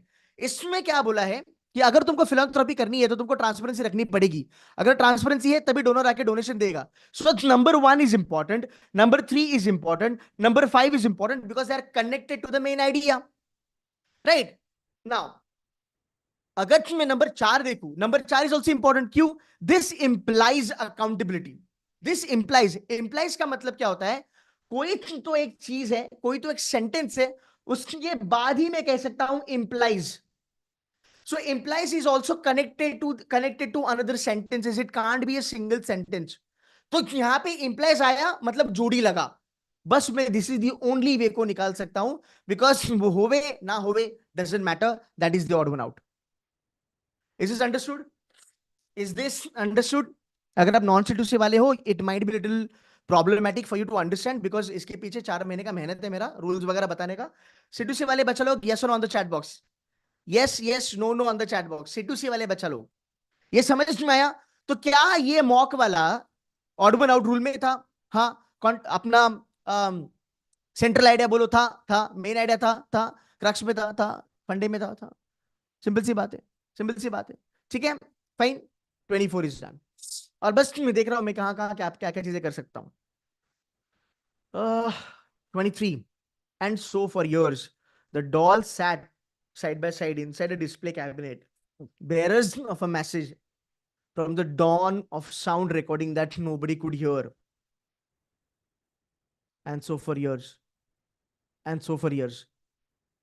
connector है, नहीं होगा.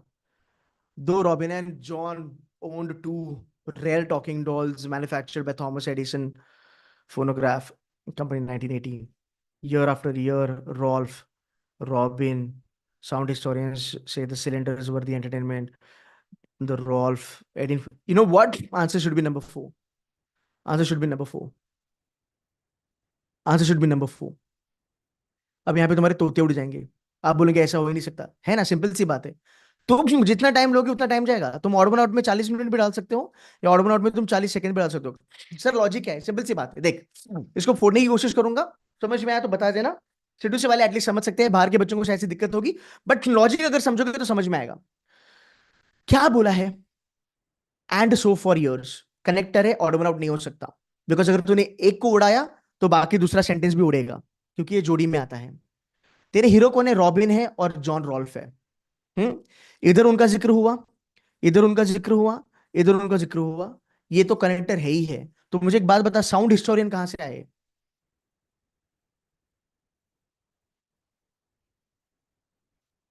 तुम समझ रहे हो? साउंड हिस्टोरियन कहां से आए? तो ये ऑड वन आउट हो गया, बात खत्म। जिधर टॉपिक बदला, जिधर सब्जेक्ट बदला, जिधर बातचीत वार्तालाप बदला, खत्म, वो तेरा ऑड वन आउट है। अब तू इसको लेगा भाई मेरे, इसको पैराजंबल बनाएगा, दिमाग का भसड़ करेगा। पहली पैराजंबल हो नहीं रही है जो 4 सेंटेंस के है, तुम और दुविधा में डाल रहे हो खुद को। ऑड वन आउट के 5 सेंटेंस को तुमने पैराजंबल करके फिर ऑड वन आउट निकला। इसको, इस स्ट्रैटेजी को एक नाम दिया है। अगर तुम ऑड वन आउट को पैराजंबल करते हो और फिर सॉल्व करते हो, ऑड वन आउट को पैराजंबल करके सॉल्व करते हो, तो इसको एक नाम है, इस स्ट्रैटेजी को कहा जाता है ABMM। This strategy is called as ABMM। How many of you know this strategy ABMM? जहां पे आप ऑड वन आउट को पैराजंबल करते हो और उसको सॉल्व करते हो, सेइंग के लास्ट वाला सेंटेंस मेरा ऑड वन आउट होगा। पहले एक बात बता, तेरे को कॉन्फिडेंस है तेरा पैराजंबल सही आएगा? तो अगर पैराजंबल सही आने का कॉन्फिडेंस नहीं, तो ये कैसे बोल सकते कि लास्ट वाला ऑड वन आउट हो ही सकता है? तो पैराजंबल अगर तेरा गलत गया तो तेरा ऑड वन आउट भी गलत गया। अब जो नॉन सिटीसी वाले हैं, इनको ये थोड़ा नहीं जचेगा, इनको बुरा लगेगा, क्योंकि अभी 12 दिन 13 दिन पहले मैं ये चीज बता रहा हूं। They will not like it. But how many of you know this ABMM strategy? Yes or no on the chat box, रे बाबा, फटाफट yes or no on the chat box, guys. There is a so if you do odd one out like para jumble and solve it, it is called as ABMM strategy. बताओ, बहुत मस्त strategy है, कितने लोगों ने सुना है इसको पहले? ठीक है। इसे कहते हैं आ बैल मेरे को मार। This is the strategy is called as a बैल मेरे को मार। ठीक है, मैंने इसका रीजन भी दे दिया, अभी बुरा मत मानना। So don't do that, don't do that, just see. But again, sir आपने तो इसको 30 सेकंड में कर दिया, हम तो नहीं कर पाएंगे। कर पाओगे। कैसे? जब आप 50 ऑड वन आउट करोगे प्लस आप PYQs करोगे, तब आप ये कर पाओगे। देखो, बाहर की जो जनता है, please don't dislike me because of that. जो सही है मैं वही कह रहा हूँ, and you know I am a reality check guy. मैं ब्लंट बात करता हूँ, बिकॉज जो बच्चों का भला है वहां पे मेरा भला है। मैं चाहता हूँ बच्चों का भला हो। यहाँ पे मीठी मीठी बातें करके, तुमको प्यारी प्यारी बातें करके, आईएम्स के सपने दिखा के मैं लेक्चर ले सकता हूँ, जैसे मोस्ट ऑफ द जगह पे चलता है। जब तुम्हारे ठुक जाएगी ना कैट में, तब तुमको पता चलेगा फैकल्टी ने क्या काम किया। और मीठी मीठी बातें कुछ काम की नहीं है। So be very realistic about it. जब तुम 50-60 ऑड वन आउट लगाओगे, उसके बाद जाके तुम इस सिचुएशन में आओगे जहां पे तुम देख के इसको मारोगे। बट सर अगर गलत गया तो? तू वापस उसी पे आ, तू वापस उसी पे आ। गलत गया तो गलत गया ना, डजेंट मैटर। अरे ऑड वन आउट है, नेगेटिव मार्किंग है नहीं।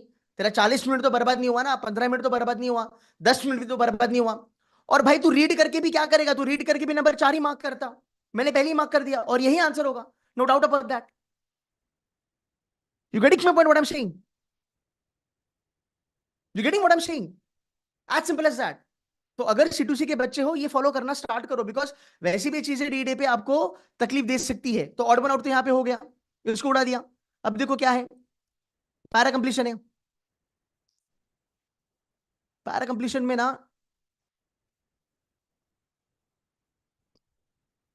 चलो मैं इसको खत्म कर दूंगा फटाफट। आई थिंक शैंकी सर का सेशन है, तो I think you should know, you should go there. Last के मेरे, मुझे 10 मिनट दे दो गाइस, एक तो मुझे उड़ाना है पक्का। रुक जाओ। हाँ, मुझे ये अच्छा लगा था, रुक जाओ रुक जाओ, इसको करते guys. Due to the expenses associated with maintaining plant equipment, large refineries are often dependent on subsidies to continue performing a job that is critical to the functioning of a nation. ठीक है, रुक जाओ, अब ये देख। Due to the expenses associated with maintaining plant equipment, large refineries are often dependent on subsidies. Simple सी बात है। ठीक है, अब यहां पे अगर मैं देखता हूं, पढ़ो। ठीक है, देखो again, C2C student, number 1 can not be the answer. Why? Due to expenses बोला है। ड्यू टू मतलब बिकॉज होता है। You cannot start your paragraph with due to. Out. समझा? आउट। ओके, आगे चल। अब देखते क्या है। ये क्या है sentence? It's a connector. It's a connector, या आप बोल सकते हो ये आइडिया को एक्सटेंड करता है। अब प्यार से इसको पढ़ेंगे। Petroleum refineries have typically been large pieces of infrastructure, in parts because of the huge demand for oil refining and the costly infrastructure involved. Great. Cost associated with oil refining continue to increase as there have been moves towards legislating fuel composition more heavily, including needing reduced sulfur levels in diesel and higher octane levels of gasoline. अच्छा, ठीक है. In the road transport fuels, ठीक है. Crude oil connector में 2 और 3 में आएगा. देखते हैं, थोड़ा देखते हैं. Crude oil prices. नहीं, तू ये नहीं बोल सकता साहिल. देख बेटा, तू रूल नहीं समझ रहा है बेटा. तूने अभी मेरे दिमाग की घंटी बजा दी. 2 और 3 में नहीं आ सकता, 4 में भी आ सकता है मेरी जान. पूछ क्यों? क्योंकि तेरी ओपनिंग बंद है ना यहाँ पे साहिल. तेरा कंक्लूजन बंद करा है. देख ना, तेरा कंक्लूजन बंद है यहाँ पे. तू समझ रहा है? कंक्लूजन बंद है यहाँ पे. अगर ये 4 एंड में आता तो शायद से तू बात कर सकता था, बट कंक्लूजन बंद है यहाँ पे. So it may be the case 4 में भी आ सकता है. 1 में तो नहीं आएगा, 2 में, 3 में और 4 में आने की संभावना है, क्योंकि 4 के आगे भी कुछ कहानी लिखी हुई है जो अभी हम पढ़ने वाले हैं. ठीक है भाई, डीआरआर का लेक्चर चालू हो रहा है, शांकी सर कर रहे हैं. जिन लोगों को लेक्चर बैठना है जाके बैठो. मैं और 15-20 मिनट लूंगा, बिकॉज ये पैरा कंप्लीशन करने के बाद मैं एनालिसिस देने वाला हूं आपको, उसमें मजा आएगा. Crude oil prices have been crude oil prices have suffered with great volatility from stress on demand to issue. So there is a issue with supply due to factors which accidents involves fires and damage to refineries. चलो ठीक है. Number 3. This has in turn, okay, hold on. आया यहाँ पे DP. Crude oil prices have often suffered with great volatility. ठीक है, this has in turn put pressure on the stability of oil refineries to be economically viable or generate profit. देखो यहाँ पे volatility है ना, because of that यहाँ पे pressure आता है प्राइसिंग का. तो ये जो दिस है ना, वो तुम्हारे क्रूड ऑयल की प्राइसेस के बारे में बात कर रहा है. सो नंबर 2 और नंबर 3 जो है वो कनेक्टेड है. बट एक मिनट रुक जाओ, यहाँ पे हम फिर भी कोशिश करेंगे टू फिल द गैप. अगर मैं 3 में लिखता हूं, due to the expenses associated with maintaining plant equipment, large refineries are often dependent on subsidies. Okay, make sense. Subsidies के बारे में बात करिए ना. तो अगर नंबर 3 में मैं डालता हूं this has in turn put pressure on the ability, नहीं तो ओके. सो अगर आपके पास सब्सिडी है तो आपको प्राइसिंग वाला इंपैक्ट नहीं आना चाहिए. सब्सिडी का मतलब क्या? गवर्नमेंट आपको पैसा देता है ना, है ना, वो गवर्नमेंट आपको पॉकेट में नहीं देता है. This has in turn put pressure on the ability of oil refineries to be economically viable और जनरेट प्रॉफिट. तो आपने देखो बात करी खर्चे की, आपने बात करी खर्चे की. ये आएगा नंबर 4 में. Due to the expenses associated with maintaining plant equipment, large refineries are often dependent on subsidies to continue their performing their job that is critical to the functioning of a nation. Yes. Excuse me. Number 1, number 2, number 3. Ideally ये number 4 में आएगा. उसके बाद क्या लिखा है वो भी एक बार देखते हैं हम. However, in the face of market price volatility, what happens in countries that cannot necessarily afford to build and maintain such large but essential infrastructure and have a rich crude oil source of their own, there is a question mark. There's a question mark. And here is however. However, in the face of market price volatility, what happens in the countries that cannot necessarily afford to build and maintain such large but essential infrastructure? Ek minute, let me just check this. I'll probably go with option number 4. जितने भी बच्चे हैं mock देके आए हैं, आप ये answers check करके मुझे बता सकते हो कि आंसर्स मेरे सही है कि गलत है. I'll probably go with option number 4 because यहाँ पे आएगा नहीं. खर्चे की बात हो रही है, खर्चे की बात हो रही है. फिर एंड में आपने बात करा आपके यहाँ पे आपने बात करा आपके सब्सिडीज का, और फिर आपने यहाँ पे पूछा कि जो लोग जिनको countries that cannot necessarily afford to build and maintain large but essential infrastructure, वो कैसे डील करते होंगे. तो आई थिंक वो सब्सिडी के बारे में ही बात कर रहा है. ठीक है. And if you remember, however के बारे में जब हमने बात करी थी, however is a transition word, right. तो हावेवर जब भी आता है एक ट्रांजिशन आता है. तो पहले आपने बता दिया due to the expenses, right. अगर हम यहाँ पे देखोगे, large refineries are often dependent on subsidies. जो बड़ी बड़ी रिफाइनरीज है वो सब्सिडीज पे डिपेंडेंट है. हावेवर जिनके पास है ही नहीं वो क्या करेंगे फिर, इसलिए वहां पे क्वेश्चन मार्क है. तो I think number 4 will be the answer. Straight forward, कोई लोड नहीं है. ठीक है. अब मैं यहाँ पे थोड़ा रुकूंगा एंड मैं आपको क्विकली यहाँ पे बताऊंगा कि आपका फाइनल आपका फाइनल टेक यहाँ पे क्या आना चाहिए था. अगर ये समझा तो एक बार बस मुझे बता देना. ठीक है. I hope this was helpful. अब मैं आपको सिंपल सी बात बताऊंगा. यहाँ पे मैंने कुछ एनालिसिस करा था, वो मैं आपको बताऊंगा. देखो ये मॉक आप कर सकते हो, जो बाकी के मेरे बच्चे हैं जो नॉन सीटीसी वाले हैं, ये मॉक फ्री है आपके लिए. आप ये मॉक आज भी एक्सेस कर सकते हो. एंड मेरा आपको एक प्रॉमिस है कि जितनी भी आपने फ्री वाली मॉक दी होगी ना, उनसे आपको ये मॉक बेस्ट ही मिलेगा, there is no doubt about it. काफी काफी काफी प्यारी मॉक है। अब थोड़ा सा बात करते हैं पैराजंबल। इजी, इजी दोनों पैराजंबल मैंने करे, ये उड़ाने चाहिए थे, 2 क्वेश्चन आराम से doable. Odd one out philanthropy वाला इजी, रॉबिन एंड रॉल्फ वाला अगर रूल्स आते हैं तो इजी होगा। सो मैं बात करूंगा C2C के कॉन्टेक्स्ट में, ये 2 क्वेश्चन आने चाहिए थे, ये 2 क्वेश्चन आपके बनने चाहिए थे बाय हुक और बाय क्रुक। आगे चलते हैं, पेट्रोलियम वाला अभी मैंने किया, इजी, एक बनना चाहिए था। लीडरशिप वाले में मुझे थोड़ी सी दिक्कत लगी क्योंकि वो थोड़ा सा कॉम्प्लिकेटेड मुझे लगा।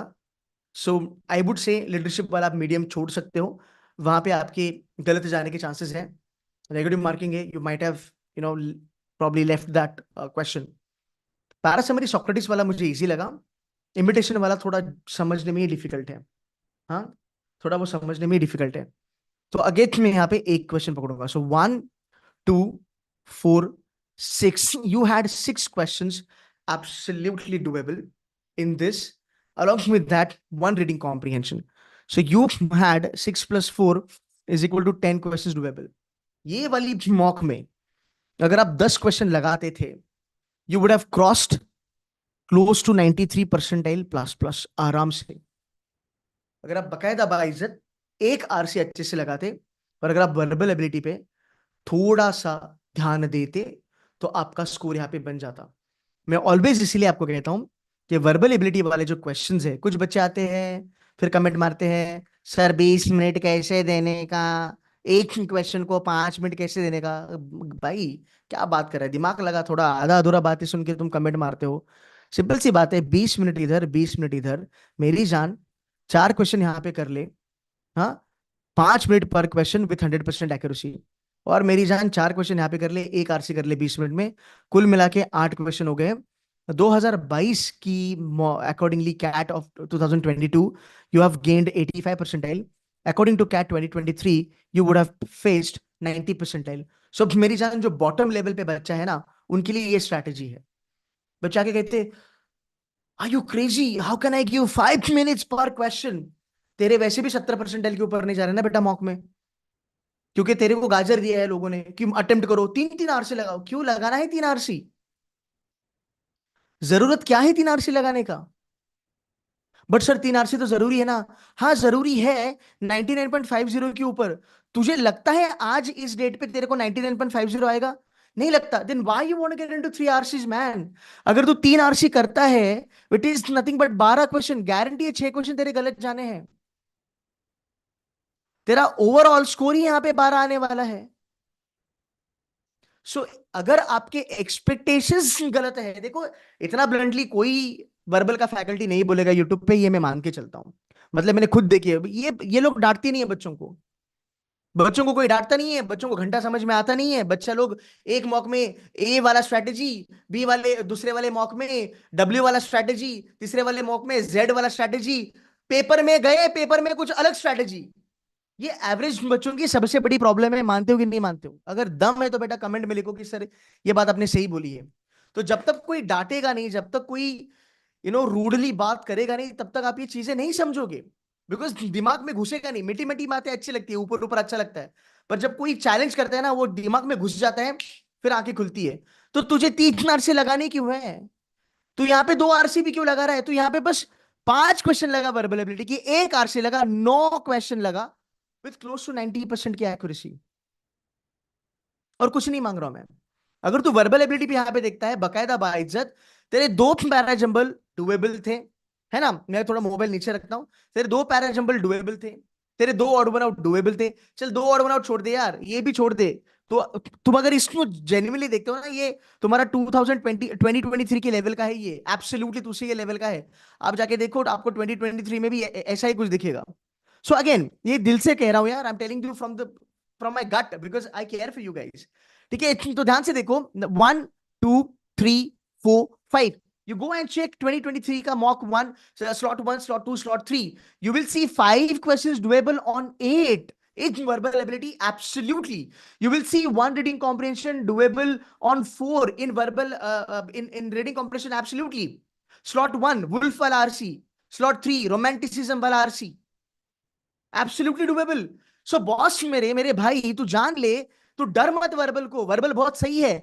5 + 4 number of questions that you can do. I mean even before entering into the classroom you know कि मेरे 8 से 9 क्वेश्चन डूएबल आने वाले हैं। ये तो मैं पिछले 4 साल से बता रहा हूं तुमको कि 8 से लेके 9 क्वेश्चन तो डूएबल आने ही वाले हैं, यहां से तेरा स्कोर निकलने वाला है। I hope you are understanding मैं क्या कह रहा हूं। अब जब तू पेपर चालू करेगा, तेरा रीडिंग कॉम्प्रिहेंशन या फिर तू वर्बल का जब पेपर चालू करेगा, तू भाई क्यों घोड़े पे सवार होता है? तू आराम से करना, तेरे को पता है तेरे को क्या चीजें आती है, तेरे को पता है तेरे को क्या चीजें नहीं आती है, तो आराम से ले लेना। देखो ओवर एक्साइटमेंट भी तुमको कहीं ना कहीं डुबा देगी। तो मेरा सिंपल सा कहना है, अगर आप एक एवरेज बच्चे हो, आप टाइमलाइन लगा लो ना यार। आप टाइमलाइन लगा लो, हर एक को अपना अपना लेवल पता है। आप फिक्स कर दो, सर मेरा लेवल है 4 क्वेश्चन का, मैं 20 मिनट में 4 करूंगा और मैं 20 मिनट में एक आरसी करूंगा। सवाल ही नहीं पैदा होता तुम्हारा 20 मिनट में एक आरसी ना हो, आई गारंटी यू नहीं। पर हमें नहीं करना, क्यों? क्योंकि हमें तो यूट्यूब पे पता है 3 आरसी करो, 2 आरसी करो, 4 आरसी करो, 99 लेके आओ। Everybody does not need 99, come on. There are people with 89 90 percentile sitting inside IIMs, SP Jains, category people sitting inside FMS, category people sitting inside Blackie. This is the only channel जहां पे average बच्चे को empower किया जाता है without giving any kind of a गाजर। अगले 12-13 दिन बस इतना फॉलो कर, बात खत्म। तो यहां पे कैसे पता चलेगा? सिंपल सी बात है मेरी जान, सुन ले अभी। 4 क्वेश्चन का टारगेट करना था 20 मिनट में, पर सर 4 क्वेश्चन 12 मिनट में निकल गए, मतलब पेपर इजी है तेरे लिए। Very good. तो 12 मिनट में तूने 4 क्वेश्चन कर लिए, फैंटास्टिक। तू मूव कर, एक आरसी कर। अब कैच यहां पे ये है, क्या वो एक इजी आरसी तो फाइंड आउट कर पाएगा? Do you have those strategies, those selection strategies, those fundamentals jahan pe one reading comprehension you can find out? Yes, I can do that. So one reading comprehension, sir 15 minute में हो गया। 15 15 30 -3 27 minute में मेरा targeted paper हो गया। और raw language में बोलूं तो बुरा मत मानना, 27 मिनट में मेरी औकात जितनी थी उतना पेपर हो गया। इसका मतलब आई एम 8 क्वेश्चंस डन। अब इसके बाद जो भी मैं करूंगा भाई वो मेरे लिए बोनस है। इसका मतलब क्या? Now you go back to the paper because you actually did this paper in less than 40 odd minutes। तेरा टारगेट था कि मेरे को क्या करना है, 8 क्वेश्चन कराने हैं 40 मिनट में, बट तूने 8 क्वेश्चन कर लिए कितने मिनट में? 15 15 30 27 मिनट में कर लिए। तेरे पास अभी भी 13 मिनट बाकी है। इसका मतलब पेपर का difficulty level, case number 1, paper का डिफिकल्टी लेवल घट चुका है, या फिर तुम इतने स्मार्ट हो कि तुमने वर्बल एबिलिटी वाला इजी निकाल लिया और आरसी जो इजीएस्ट था वो भी तुमने निकाल लिया। तो आपने ये चीज करा। अब इसके बाद जो भी आएगा वो मीडियम से लेकर डिफिकल्टी लेवल पे आएगा तुम्हारे लिए। 99% टेलर के लिए अलग सीन है, वो छोड़ दो, वो लोड नहीं लेने का, अपना अपना देखने का। राइट। सो नाउ जब तुमको पता चला तुम्हारे पास 13 मिनट बाकी है, go back to verbal ability, find out one more simple reading comprehension, sorry, go back to verbal ability, find out one more reading para summary or para completion or parable or odd one out which you can do आराम से 13 minute में। अगर तू 2 para summary करता है, 2 पैरासम्बल करता है, 2 odd one out करता है, it is going to be 8 + 2 that is 10। अगर तू मॉक में बस 8 8 8 लगाने की कोशिश करता है, कभी 8 कभी 9 कभी 7 कभी 8 कभी, बस यही तेरा अगर रेंज है, इमेजिन जब तू 27 मिनट में 8 क्वेश्चन करेगा, जो तेरा एवरेज रन रेट रहा है, your confidence will be at a 9th cloud. यहां पे इमोशंस कंट्रोल में आते हैं, यहां पे तुझे चमकता है कि boss I can do it. The same thing goes for a 99 percentile। For 99 percentile you needed 13 questions in CAT 2023। in 22 you needed round about 14 questions or 15 questions। Paper difficult होता है तो 2 क्वेश्चन से डिफिकल्ट होता है, याद रखो। So you can जज your self कि okay fair enough, I am gonna give 10 minutes, actually I'm gonna knock off 8 questions of verbal ability and you did that, it means you are at par, तू सही चल रहा है। मतलब paper तेरे लिए डिफिकल्ट नहीं है, ना ही पेपर तेरे लिए इजी है, तू मस्त कर रहा है। बट अगर तेरे को लगा कि नहीं यार 10 से लेके 12-13 मिनट हो गए मेरे, मतलब कहीं ना कहीं पेपर का डिफिकल्टी लेवल बड़ा है, it should give you an idea right there and there that for 99th percentile this paper would go down by 1 question or 2 question। So again if you do यहाँ पे calculation, जहां पे तू बोलेगा कि मैं 10 मिनट में 8 क्वेश्चन कर सकता था, हावेवर मैं 10 मिनट में यहाँ पे 7 क्वेश्चन कर पाया, मतलब पेपर का डिफिकल्टी लेवल बड़ा है। सो 99 के लिए it will go down by 1 question, which exactly happened 22 और 23 के बीच में। एक क्वेश्चन से तुम्हारा पेपर घटा फॉर 99 परसेंटाइल। या फिर सिनेरियो नंबर 2, तूने टाइम को कॉम्प्रोमाइज किया और तू बोला 10 से लेके मैं 13 मिनट लगाऊंगा टू डू 8 क्वेश्चन। इसका मतलब क्या बेटा, यहां पे तूने 3 मिनट ज्यादा लगाया और एक वर्बल एबिलिटी का तूने क्वेश्चन ज्यादा करा। मतलब कहीं ना कहीं तुझे एक क्वेश्चन कम करना पड़ेगा आरसी में से। तो तू यहां पे एक क्वेश्चन कम कर वर्बल एबिलिटी में, या फिर यहां पे 3 मिनट दे 8 के 8 क्वेश्चन कर और आगे जाके आरसी में उसको कम कर। भाई गणित तो सिमिलर है ना तुम्हारा। बोलो yes or no the chat box. ये चमका, ये चमका। ये सिटू से मैं 2 महीने पहले बता चुका हूं। अभी 12-13 दिन पहले मैं कैट के लिए बता रहा हूं। जो बच्चे सयाने हैं ये कर लो, तुम्हारा स्कोर ऐसे ही बढ़ जाएगा। You will not have any problem in your CAT का पेपर। So this is how you to time it up. Keep में अभी ये वाले मॉक में भी, अगर ये वाले मॉक में मैं 5 वर्बलिटी करके एक आरसी कर लेता, कौन सा साइंटिस्ट वाला, मजा नहीं लाइफ, नो क्वेश्चन। मतलब भाई I you would have scored 95% plus plus. Yes or no the chat box. हाँ, कैसे लगा आपको ये स्ट्रैटेजी? ये चीज समझ में आ रही है? तुम आपका दिमाग चल रहा है कि हाँ यार मुझे मुझे ये करना चाहिए। You cannot jump onto the paper and say that, oh, you know what, I'm going to attempt 18 questions. Why would you decide that you want to attempt 18 questions? But sir, I have always been attempting 18 questions. It's my mocks. That's fine, beta. You are a 99 percentiler and I appreciate that. But does that mean that you will be doing the same thing in the CATCA paper? No. So you have to have checkpoints. Because मुझे पता है बहुत सारे बच्चे 99 mock में लेके आते थे वर्बल में, पर डी डे पे वो 99 नहीं लेके आए, वो 90 में अटक गए क्योंकि उन्होंने ओवर अटेम्प्ट करा, बिकॉज उन्होंने पेपर का डिफिकल्टी लेवल नहीं समझा। सो आप चेक पॉइंट रखो, 10 minute 10 minute 10 minute, what ever you feel. मैं देखता हूं वर्बल एबिलिटी। तो यहां पे वर्बल एबिलिटी कर लिया। सर वर्बल एबिलिटी पहले 10 मिनट में, मतलब तो ट्रैक पे है। एंड देन मैंने एक आरसी चूज किया, मजा आ गया। एक आरसी 10 मिनट में कर लिया, 10 + 10 20, फैंटास्टिक। 8 4 12, 20 मिनट में 12 क्वेश्चन डन। इसके बाद probably the next RC you will take 12 minutes. Why? Because difficulty level बढ़ेगा, राइट? सो 10, ये आपका 20 मिनट हो गया यहाँ पे, ये आपका 32 मिनट यहाँ पे हो गया। आपने क्या क्या अटेम्प्ट करा? 3 आरसी करा पूरा, आपने वीए कर लिया, आपने 20 क्वेश्चन कर लिए। लास्ट में 8 मिनट बचे हैं, 8 मिनट में आप एक आरसी कर लो। That will be the most difficult reading comprehension. Are you all with me? यहाँ पे और एक मैं आपको स्ट्रैटेजी बता रहा हूं, ये 99 वालों के लिए है, ध्यान रखना। This is verbal ability, this is RC1, RC2, RC3, RC4। This is easy, medium, difficult and verbal ability. पता है 99 परसेंटाइलर्स कहां फकअप करेंगे? यहां पे आपका प्रॉब्लम होगा। You started with verbal ability very well, okay, and you are suppose to pick up this RC to be in the game, आपका run rate अच्छा करने के लिए। अब ध्यान से मेरी बात सुनो, एवरेज बच्चे में और टॉपर में फर्क क्या है? ये फर्क है, एक एवरेज बच्चा वर्बल एबिलिटी प्लस एक आरसी करने के लिए 40 मिनट देगा, 90 क्रॉस कर लेगा।